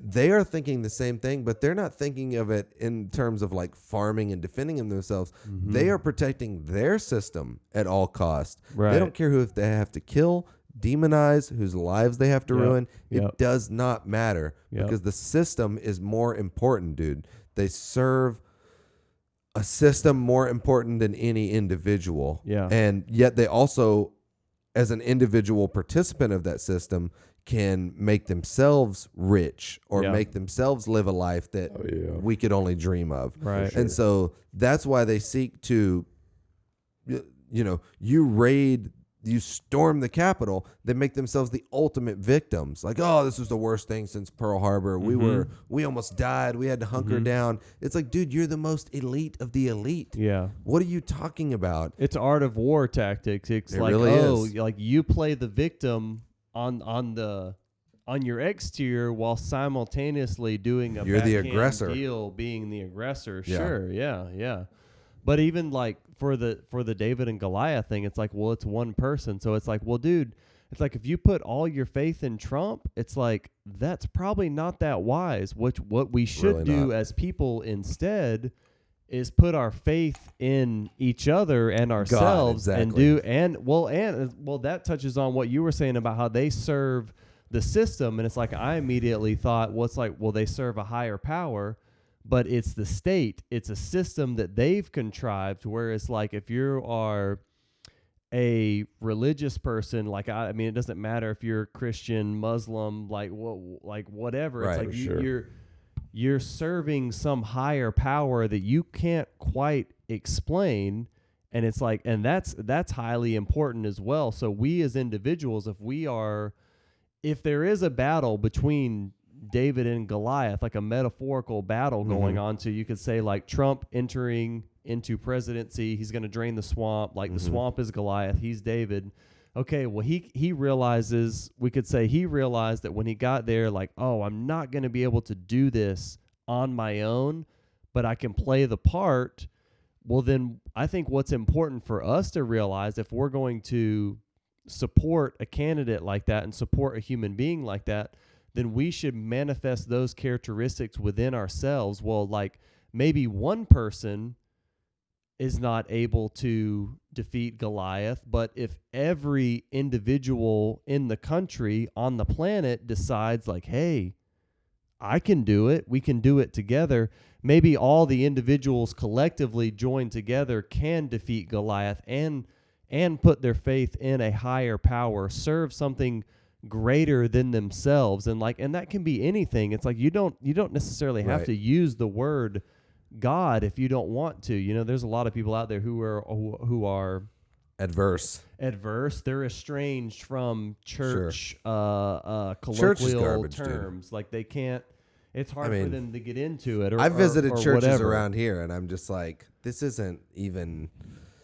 Yeah, I mean, church is not. That's like organized religion. Organized religion is just like. I get why people say, oh, it's the opiate of the masses. Sure. But at the same time, like that's a double-edged sword because that's such a cheap argument, you know, to rule things out. But yeah, I get exactly where you're coming from. Regardless of what you want to call it is basically what you're saying. Yeah. You know, you do have to choose. You're going to serve something in this life. Yeah. Regardless. Yeah. And if you want to jump on board with what someone like Nancy Pelosi has to say, hell, if you want to jump on board with what Trump has to say, it's one thing to be on board with their policies. It's a whole nother thing to be sold out to like, they're right. We have to do what they say. We have to listen. We have to understand. Right. It's one thing to be like, oh man, he's making some good points. Like, anyways, I'm going to carry on with my life and do what has to be done. It's a completely different, you know, you're opening a whole nother can of worms if you're like, oh my gosh, Pelosi's right. We have to impeach him. That's the only way. The country is dying, whatever. And now they've swung it to where like Trump tards are saying the exact same thing when they're like, oh, the country's over. Who cares, dude? The country is what you make it. Yeah. You're the country. What are you doing to right for your peoples in your area? Yeah. You piece of shit. Sorry.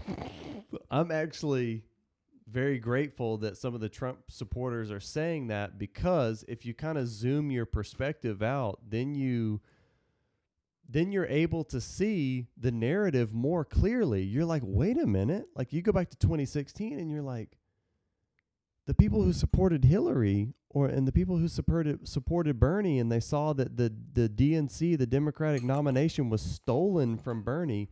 And they were unhappy about that. I mean, that was well documented. It was well documented. It was obvious. People were upset that Hillary... Bernie won the delegates, and they're like, we're going to give them to Hillary, though. People were upset. Hillary's got a better chance. They felt disenfranchised. They were upset. And now the pendulum has swung and the narrative has swung, and now people on the right feel disenfranchised. They feel like their voice doesn't matter. They feel like it was stolen from them. Yeah. And so when you zoom out and you take that perspective, you're like, whoa, dude, it's all a narrative. We're all being spun. I can't even remember the point. I feel like I had a good point with that, but I've forgotten what I was trying to say about that. But nonetheless, dude, it still allows you to see if you can kind of detach yourself from the ideology. You said Trump supporters, and then you wanted to zoom out from there, and you were like, I'm glad the Trump supporters something, and then you were zooming out from that perspective. I think you made your point, dude. I think you were saying exactly the right thing. I mean, hopefully you weren't saying that like the Bernie Bros were responsible for Trump losing the second term. The Bernie Bros were right. The Bernie Bros brought the Biden power. No, because I want people to recognize their own individual strength and power, that we are capable of making a change, but we have to take personal responsibility in our lives. What do we have control over? What can we affect in our day-to-day lives? What can we serve that is higher than us? It's like, all right, well, if the powers that be are going to serve a higher power than themselves, which is the state, which they basically serve their own power structure. They say, we just want to maintain this power. We want to keep our money. We want to keep our wealth. Like, that's all we care about. So we have to decide as laymen, as serfs, as sorry people down here on the bottom, like, dude, like, we've got to fight for what we believe too. That's the only way to combat the beast. It's like, you've got to stand up for what you believe in. It's like, use it or lose it. Like, take your voice and put it out there, like, and say what you have to say, and because at least you're doing something, dude. Yeah, exactly. At least you're doing something. Yeah. As opposed to someone who's just, it's, now Phil will get this because he's a Garrett J. White guy. Garrett, am I saying that right? Garrett J. White? Garrett J. White. And that guy is all about the creators and the takers. Okay. If you want to sit and hear what Pelosi and Chuck Schumer have to say and just absorb it and say, I can't wait till I get my stimulus, I can't wait till I get my $15 an hour minimum wage, go ahead. You're a taker. You're not doing anything. You're not putting anything out on social media. You're not putting anything out on YouTube. I recorded an album for my buddy a long time ago when I was more into music, and he had his doubts about what the quality of it was. Was there going to be binaural beats involved? No, it wasn't the binaural beats album, but I should bring that in sometime. I got to dig that up and find that. But the bottom line was, I was like, if anybody has a problem, dude, with like the quality or what songs you've written or your lyrics or anything, you just make sure to ask them like, well, let me hear your album, bro.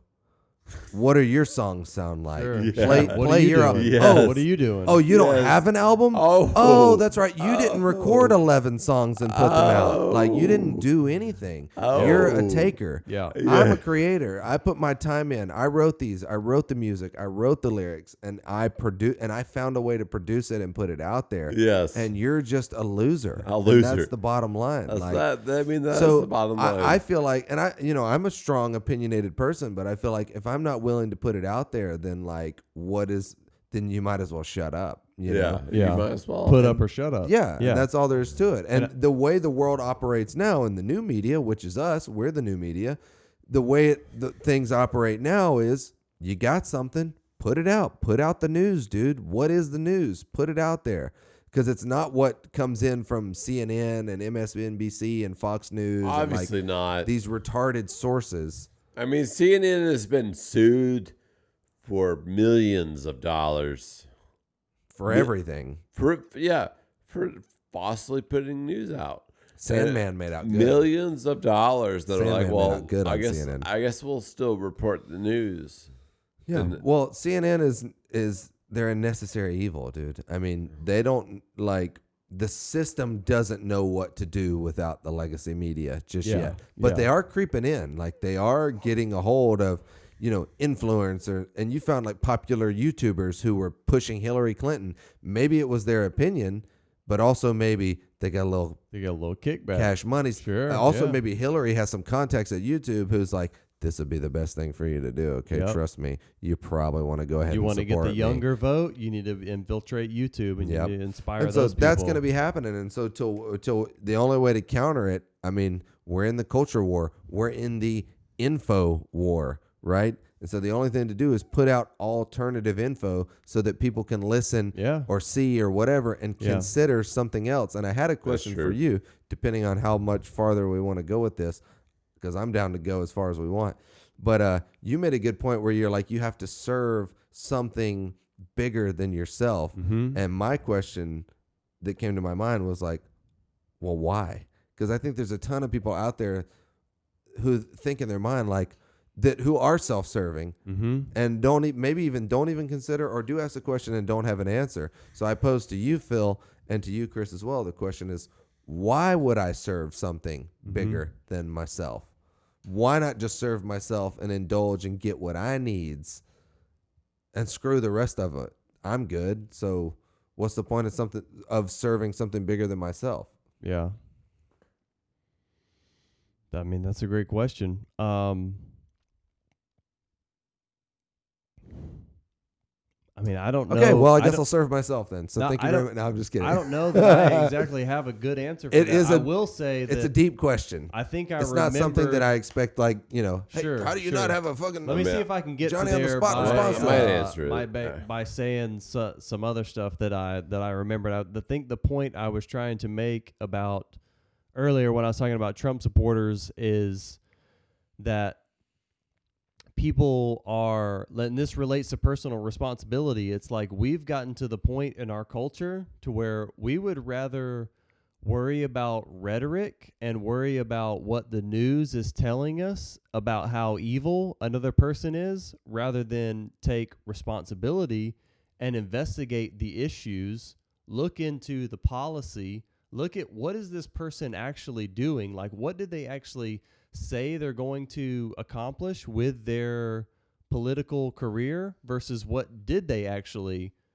achieve with their political career. Yeah, campaign promises. Sure, yeah, let's take personal responsibility for that and say, like, dude, I should look into what did Trump say he was going to do and what did he follow up on, which I believe there is a website called Promises Kept that is like that tracks exactly that, like what did Trump say he was going to do. So it's like that relates to personal responsibility. And I think you have to serve something higher than yourself, because otherwise anything that you do is egotistical when your ego is so small and so fragile. And I don't know that this will be a fully a well-formed answer or a concise answer or a sufficient answer, but I think at the very least you have to recognize, dude, that everyone's ego is fragile and that we are kind of like small and minuscule. We are a drop in the bucket, but like, and even saying a drop in the bucket is a nihilistic point of view, like to say like, oh, well, you're just a little tiny blip on the map, like we've been around for a long time. But if you drop into the bucket, that implies a bucket, that implies that you're dropping into water, and that implies that your droplet is going to echo out. There it is, dude. And it's going to wave out. I knew I didn't have to interrupt him. I knew he would get there. It's going to wave out across the water. So it's like, dude, if you serve something higher than yourself, then you can make an impact not only in your lifetime, but across generations to come, dude. Like what we do echoes in eternity. Like it will reverberate out to other people. Such right. Yeah. movie. I was like, dude, that's from a movie, but I'm going to use it, Russell dude. Crowe, baby. So sick. And so it's true. so true. There's It's so like, much truth in and movies. even in the Sandlot, there's a good line that says, heroes get remembered, but legends never die, dude. And that even like that Sandlot. speaks to... Yeah, dude, Hardcore. Sandlot's a great film, but it's like, if you think about like what a legend is like a myth. It's a story. Like a legend lives on because, and even you guys talked about oral history versus written history. Right. It's like, dude, if you can do something in your lifetime that other human beings will tell a story about, that for in generations to come, or even while you're alive, it's like, well, then their children might share your children. There you go. Because you're making a good point. I want you off the mic for that. Their children might share your story, and then that echoes out, dude. It's like the thing is you don't realize Can I pause you right there since you're Sure. kind of pausing? Sure.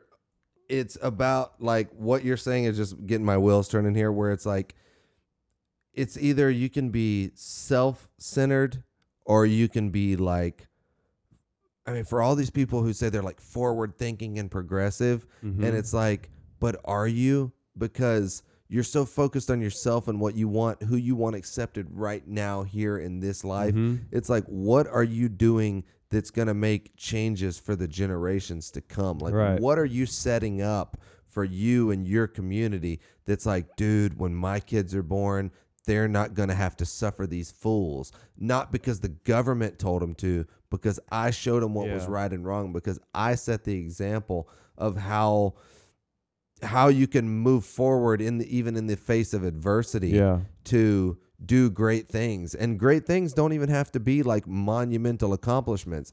It can just be like, man, I'm so glad like mom or dad or whoever set me up like to where I was able to accomplish, Sure, you know? And sure. that's just like you say, like the drop in the bucket creates the ripples, Mm-hmm. and the ripples affect the whole surface of the pool, you know? Yeah. And Yep. it's like you can affect in a radial 360-degree pattern around you through your actions. You can affect, but if you're only serving yourself, then you don't ever care about being the drop Yeah, and creating the ripples, Mm-hmm. because once the drop hits the bucket, it just becomes one with all. So Right. what do you care about what the ripples are? Right. Which is why people will do negative things and Yeah. do things that are Yeah. detrimental to other people because Yeah. they don't care about the effects. But it's like, I feel like what you were getting at basically was being like, if you're self-centered, then there will be no future for you. Sure. Like you will live this life and perish, and that will be the end of you. Yeah. But if you choose not to center on the self, and you choose to center on the greater good, Yep. you can find that, wow, I've affected more people's lives than I ever thought possible. Yep.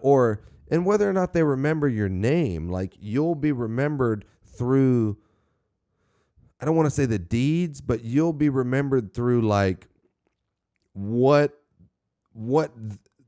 they never would have been able to accomplish without you, Right. without your efforts, Right. whether it's like creating a business, creating an organization, Yeah. or whatever it is that you do. Maybe it's just some monumental act of heroism that they're like, wow, had this person not done that, my life, my 80-year lifespan, my 50-year lifespan would not have been what it was. Yep. You know, had this, Yep. it's like, and Phil, and then I want you to answer the question too, and you're welcome to chime in if you have any more to say on Yeah, it, I because I do. did cut you off. But it's like I say to my wife sometimes, what blows my mind about children is that all of our ancestors up until this very moment had to both decide, or maybe not decide because it's natural, but had to have that child, raise it. That child had to go through life, find a mate, and have another child. Yep. And you're talking about tens of thousands of years Yeah. of history, of a chain of history, that you in your ego want to look back and just say, I don't care. I'll never bring a child into this evil world. Right. And it's like, okay, if any one of your ancestors for tens of thousands of years had made that decision, Yep. you yourself would Yeah. not exist. Yeah. Yeah. It's a continuation of the game. Like, and I really started thinking about, I was like, dude, if you only serve yourself, the world can be going down in flames and you won't care because you'll just still be serving yourself. And it's like, well, what good if you're only serving yourself, but then the game no longer exists? It's like, there's no point, dude. Right. What What even is your a existence? true player of the game, a true player of life, a true participant of life wants to continue the game of life. And that plays into what you're describing about genetics and how every one of your ancestors had to have made it. If one of your ancestors was self-serving and was like, nah, you know what? I don't really care. Like, I'm not I important. need that money, dude. I ain't trying to spend on I a need to kid. go hustle up. I'm not trying to sacrifice my time the on money. a child. And it's like, dude, that's already been proven within. I mean, you could even relate that to like online gaming. Like, we've all experienced this. Oh, Like, yeah. you play a player versus player participatory game. If you get on a teammate who just only cares about themselves and is constantly blaming solo hero. their team for everything, and Yep. just like they will deconstruct the entire game, those players don't get invited to play again because it's like, dude, the players that succeed, the players that become the top streamers, the players that go to competitions and make a lot of money, they play the game, but they also perpetuate the game because they evolve it and they say, you know what, like I mean, for example, me, it's like, go ahead.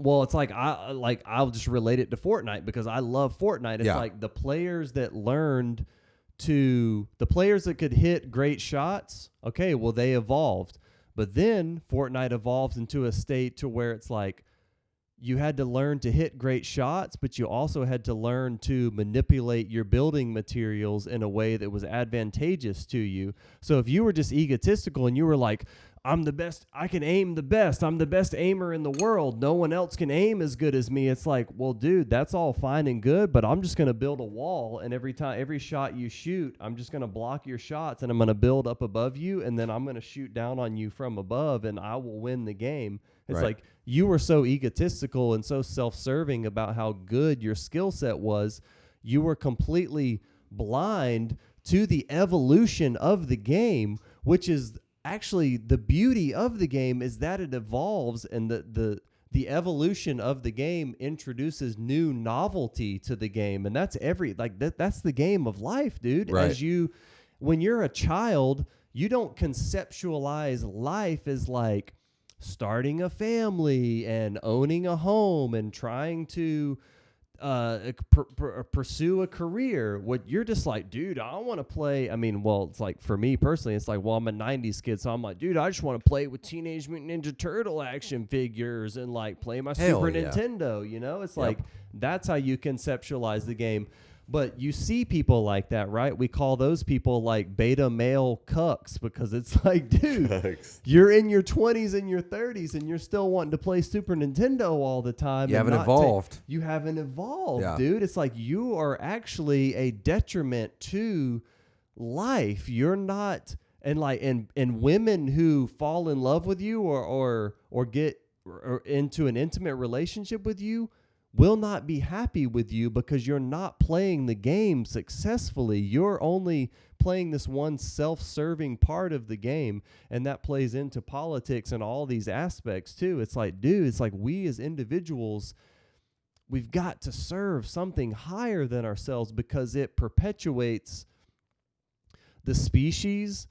It perpetuates our ideas. It propels us forward, dude. It's like we're marching. It's true forward. progress, Like dude. Yes, yeah. Yeah. Like, dude, no matter what, time marches on. That is just a truth. And that being of our said, life. there are multiple forces bigger than yourself that you can choose to serve. It doesn't Sure. always mean you serve the greater good. Sure. You may serve the greater evil that produces negativity. Yeah. Oh no. I mean, that's Well, where it we're at right happens. now. It happens. I mean, there's there's some people who say, "Hey, no, let the oligarchs and the tyrants, let them have control." Right. And it's like, okay, if that's what you're pursuing, that's not going to play out good for your children and grandchildren and great grandchildren No, obviously who not. are enslaved under Yeah. that power. Yeah. So, Phil, why should we serve something greater than ourselves then? Because I didn't understand not a one word Chris said, dude. So, I mean, you got to really just lay it on me, I dude, mean, please. I mean, I I failed. think it comes down to like, hey, are we able to have freedom under the government that we have currently? Okay, so the government that we have currently is Trump, and then in a couple of days, like the government we will have is under Biden, and then are we able to have freedom under Biden? And that's a yes or no statement. That could be an if-then statement. Some of these things are like programming and computer language, if-then statements, right? And so if we're able to have like if-then statements about, hey, we're able to have freedom, we're able to have the life that we desire, if we're able to have all these different things, okay, great. But if not, then it's like, what country will provide those freedoms? Well, what country will provide the benefits? And so then we'll say like, well, shit, I need to look for like maybe Iceland or Tahiti or New Zealand or wherever, it's like, and then, or it could be a situation where we're like, am I willing to die myself or have people around me die in order to make make the country that I grew up in into the country that I believe that it can be. Am I willing to die for that? And then that's a situation where it's a reality check, Mm-hmm. Mm-hmm. And sometimes it's like, man, I see the CIA co-ops, or the dark ops, where it's like we were assassinating people in Iran because we didn't like their dictator, or we didn't, or whatever other countries that we were doing some shady shit for decades.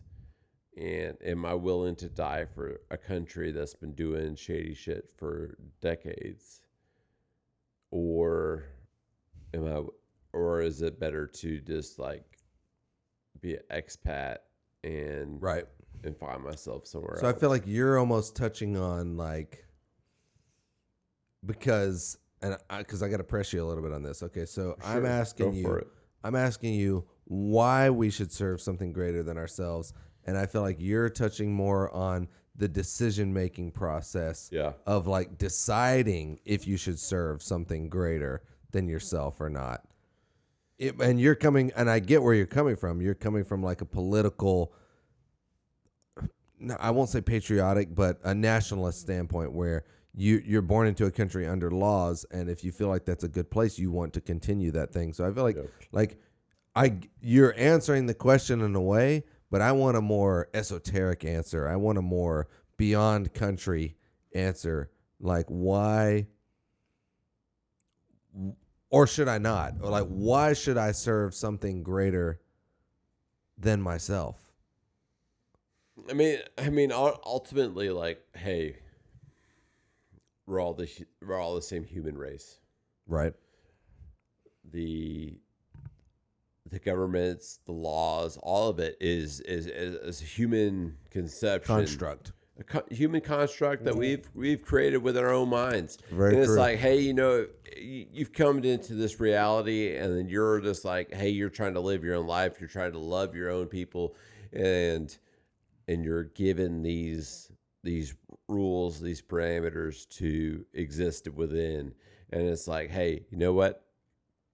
I choose not to live within these parameters. Right. I wanted to Freedom of will. Yeah, freedom of will. Like, hey, I got my own will. I've got my own laws. I'll go off and and live in the boonies of New Zealand or whatever it is. Right. But hey, but even within that construct, like the realities that are coming in the next like few decades. I mean, you got Elon Musk that are saying like, hey, you're gonna have artificial intelligence coming into our reality by 2025, all right, or 2030 or 2045 or whatever it is. And they talk about the singularity where human merges with artificial intelligence and that sort of thing. And I mean, these are all things that are like that are sci-fi, they're Black Mirror, they're all things that we think that are just like far out there, but Fiction. But they are knocking at our door. They are right here, and we can only shut them out for so long, like with our own homestead or whatever it is, like if we're in North Georgia or we're in some kind of like hill country in New Zealand, whatever it is, we are really shutting it out for so long. But I mean, there's going to be a time where we're like, man, there's going to be some times where drones or artificial constructs that are in humanoid form that are like, marching down our street and like, hey, we need your papers or we need, whatever it is. And it's like, dude, I mean, I'm I'm just trying to live my own life. I'm just trying to like have my own existence on the internet, and there's going to be things that are like coming up with that. But when you have like a Biden administration or a Trump administration, like one of our last podcasts, I was like, here's a possibility of our a Trump administration going into a second term, Right. and then maybe another Trump coming into a first term. Like maybe the whole 2020s are going to be some kind of technological evolution between like us, like just roaring 20s of our own roaring 20s, not just the roaring 20s of the past, like the 1920s, but just like everybody's having our own peace, our own freedoms, our own technological evolution, where we're like expanding what is possible. I almost feel like what you're saying is like the system, the system that's trying to exhibit control on us is like, if you're paying attention, it's having an opposite effect. Yeah. Where it's going to push you towards like, dude, we got to figure things out even faster than we ever thought, because this is going to hell in a handbasket. Yeah.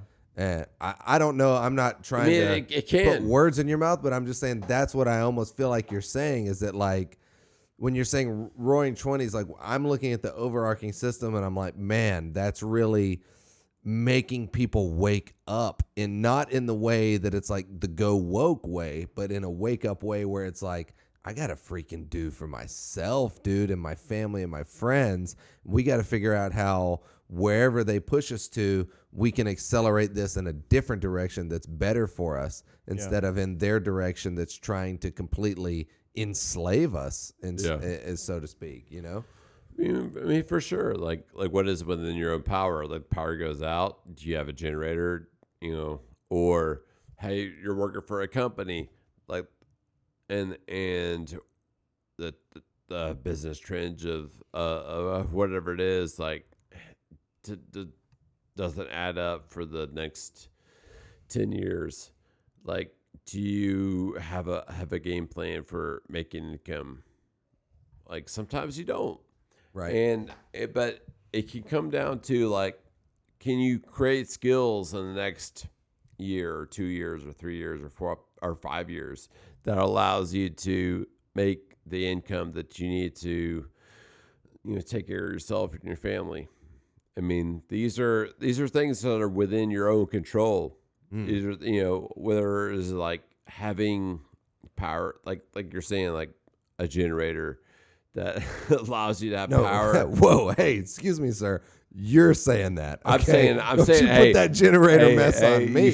All right. You should have a generator. Hey, you should have a generator. Let's just say that. I'm telling you. And right why? now. Get me to the core of why I should have a generator. Hey, you should said have it hey, for personal responsibility. All right, I mean, personal am I hitting on it there? responsibility. It's like, hey, let's just say, like, you do all the research and you realize that, hey, our power grid is very fickle at best. Right. At the very best, it is just a system of. You got my wheels turning now. It's a bullshit system, all strung together, and the people are trying to do the best they can to keep it wound together. Now, if you have any faith in your own self, you're like, listen, I should probably do better than what's going on right here with my own power grid. Then you're like, I should have my own generator. Like my cousin, she's got like $1 million home and she's got a generator, and that makes sense. And then at one point she was calling up my uncle, who was like, she's like, hey, my generator's been going off. What's going on here? It's been going on for over an hour. And then my uncle was like, well, you probably are out of power. And she's like, wait a second. Wow. And then she's like, because the generator's loud. It's like, Right. Dude, nice generator. I mean, it's burning It's gas. dead on. I mean, It's burning gas out there, Yeah. out in the yard. So it's like, brr. And then so she's like realizing like there's some energy going on, and she's like, well, I guess. But it turns out that the power was down, and her generator was keeping the lights on. And so there's things that you can take into place. Like it could be something simple, like let's just say 1 out of 1,000. 1 out of 1,000. So there's 352 days in the year. So let's just say let's just multiply that by 1,000. So that's 1,000 plus. That's 3 years out. Let's just say 352,000. Yeah. So I did the math. That's just let's what it just is. let's just say there's 3 years out. One out of 3 years, there's somebody that tries to open your door without a key. You could say like, well, I was tired. I was laying in bed. And I asked my wife, hey, did you lock the doors? And she said, well, I think I did. And whose responsibility is it 1 out of 1,000 that someone opens your door and they were uninvited? That's your responsibility. Right. That is your responsibility. And so you should have a routine where you go and you have a perimeter check where all the doors are locked. You have your gun beside your bed, or you have a gun, in a quick draw under your mattress. Hey, this is right to bear arms right here. And you're willing to protect your family. And so these are all things that are within your realm of control. And that's the thing. So you're thinking about like, hey, well, I mean, some of it is, it seems foolish. It seems like, well, that would never happen. But what I want you to take into consideration is that like, it could be 1 out of 1,000, but that's okay. Like you need to be locking your doors every time. And what? So you touched on something there that I think is a crucial point, and that's that in service to the greater good, dude. If the linesman, you talked about the feebleness of our power grid, For sure. if the linesman didn't service the power grid, Yeah. I can't do this broadcast. I can't turn the lights on. Yeah. My neighbors can't turn the lights on. For sure. So if plumbers don't install pipes that run water to your home, and I feel like Jordan Peterson touches on this a lot. He uses plumbers a lot because I guess the idea that they're basically pumping shit is like considered one of the lowest, kind of grossest jobs out there. Absolutely. But the reality is, if they didn't show up and do their job, Yeah. what would your bathroom experience be like? What would you relieving yourself look like? If the linesman didn't maintain the grid, what would it look like? If security engineers didn't go to work and keep the internet protocols secure, how could you run your credit card on the internet? And yet that guy has one job. I'm going to build a system that encrypts credit cards so they can't be stolen. Absolutely. And yet his one job serves the entire population that uses that platform or uses that system and protects them. And I think that lends itself to the question I was asking, which is, why serve the greater good? And it's like, why serve the greater good? Because if you don't, the entire system falls apart. It can. If we were all only concerned about ourselves and our own ego and what we can take care of. And now this does not go counter to what we were saying earlier. We were saying if the system collapses, then you have to begin to rely on yourself and then expand outwards from there. But the system that we're in and the way it was built is that everyone realized, wow, if I specialize, then it can benefit everyone. And then I don't have to specialize in everything I do. I can rely on other specialized individuals to come in and take care of issues that I otherwise have no knowledge or expertise to handle. Okay, so we're getting about to the stopping point here. Okay, I'm sorry for the folks at home who are just having the time of their life, but They could what do we want to do? Anybody got any last points? I mean, I can go around. I can give you a closing word. One time I let Phil, I don't know if you watched it, Chris, I let Phil make his Force Fitness pitch. I walked away. I was like, you pitch Force Fitness, dude. That's what it is. Okay. No, it's not necessarily what we're going to do, but who's got something they want to say here at the end of all things? The end of all things. You got anything, Phil? You've said enough. Shut your mouth. No, go ahead. What do you want to say? Hey, I got a New Year's revolution going on. Okay, I'd like to hear about that. Go lay it on me. All right. So should I link to it in the description? you could. Okay, I will. I mean, it's a bit.ly NYREV 2021. I can't believe you memorized that. I'll just link to your Facebook, dude. I'll just say Phil Reynolds Fitness. Here's this New Year, because I saw it on Facebook. You saw it on Facebook. Yeah, I'll direct it. Hey, you saw it on Facebook. Here's the thing, like you've got New Year's resolutions, and but you changed it like a true innovator. Like a true innovator. You spray painted over the S. You made it revolution. And why is that? Why'd you do that? I did. That was pure Photoshop. But here's what I'm saying is that it can only take a few simple habits that can change your year from, say like 2021 to be better than 2020.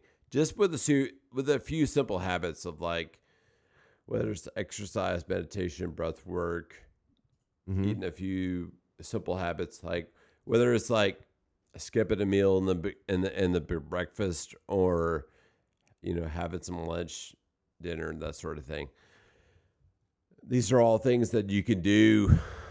Like one of the things that I was looking into was like, if I had just done a few push-ups, sit-ups, and run around the neighborhood, yeah, that was going to improve my whole life just from a year span.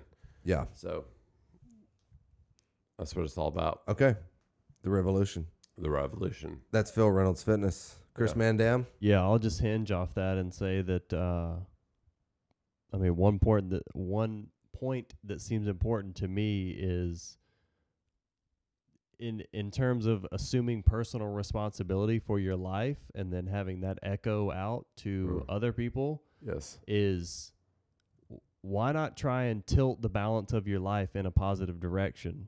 So like what Phil is saying is like, dude, why don't you do things that serve you, that make your life better? And no matter how small it is or how big it is, it's like, why not do something that makes you feel better? If you're unhappy with how your life is unfolding, you're unhappy with your level of physical fitness, you're unhappy with the foods that you're eating, or you think that you could be doing better, why not just start trying to do something, no matter how small? And it's like, all right, well, if you can tilt the balance of your own life in a positive direction, then you can tilt the balance of our culture in a positive direction, our society in a positive direction, by leading by example and putting your word out there, putting your actions out there for other people to see. Baller. That's all I got. Absolutely. Baller stuff. Well, I don't think there's much more to say than for me. I mean, I think we've covered a lot. I think it was an epic freaking podcast for sure. I'm psyched. And, if you're listening, I don't care if you like or subscribe. I don't care what you do. I'd like for you to, but I don't care whether you do or not, personally. Because that's not what this is all about, dude. This is all about, for me, this is my transformation. This is for me to come in and use the tools at my disposal to do what I think is the right thing to do. And I would encourage anyone listening to take that to heart, figure out what you see the right thing to do for you is, and take to heart what we talked about, dude, and realize that you can serve the greater good or you can serve yourself. But in the end, while serving yourself may feel good, serving the greater good produces the better result. Just like while buying new shoes may feel good, investing that money for the long term may provide you more security and more growth over time. That one purchase is only going to be worth what it was worth the one time. An investment may grow in perpetuity. And so, you might want to consider that. You might want to consider that, this is some of the most interesting stuff you've heard, and you might consider that it's not. And regardless of that, we just got to keep doing what we're doing, and we got to press on, and we need to really analyze why we do the things we do, what we do them for, and how they serve us. I think that was a really good point. How is what you're doing serving you, and how is it serving the people around you in a positive way? And if we weren't, to go back to the point I made to close on that, if we weren't doing our best at what we're doing, then just watch how the whole system collapses as just a few pieces of the puzzle decide that they're no longer going to operate. That being said, appreciate you listening. We had a great time. Hope you had a great time, and we'll see you on the next one. So let me just bring these back. All right. Peace out, everybody. Later on.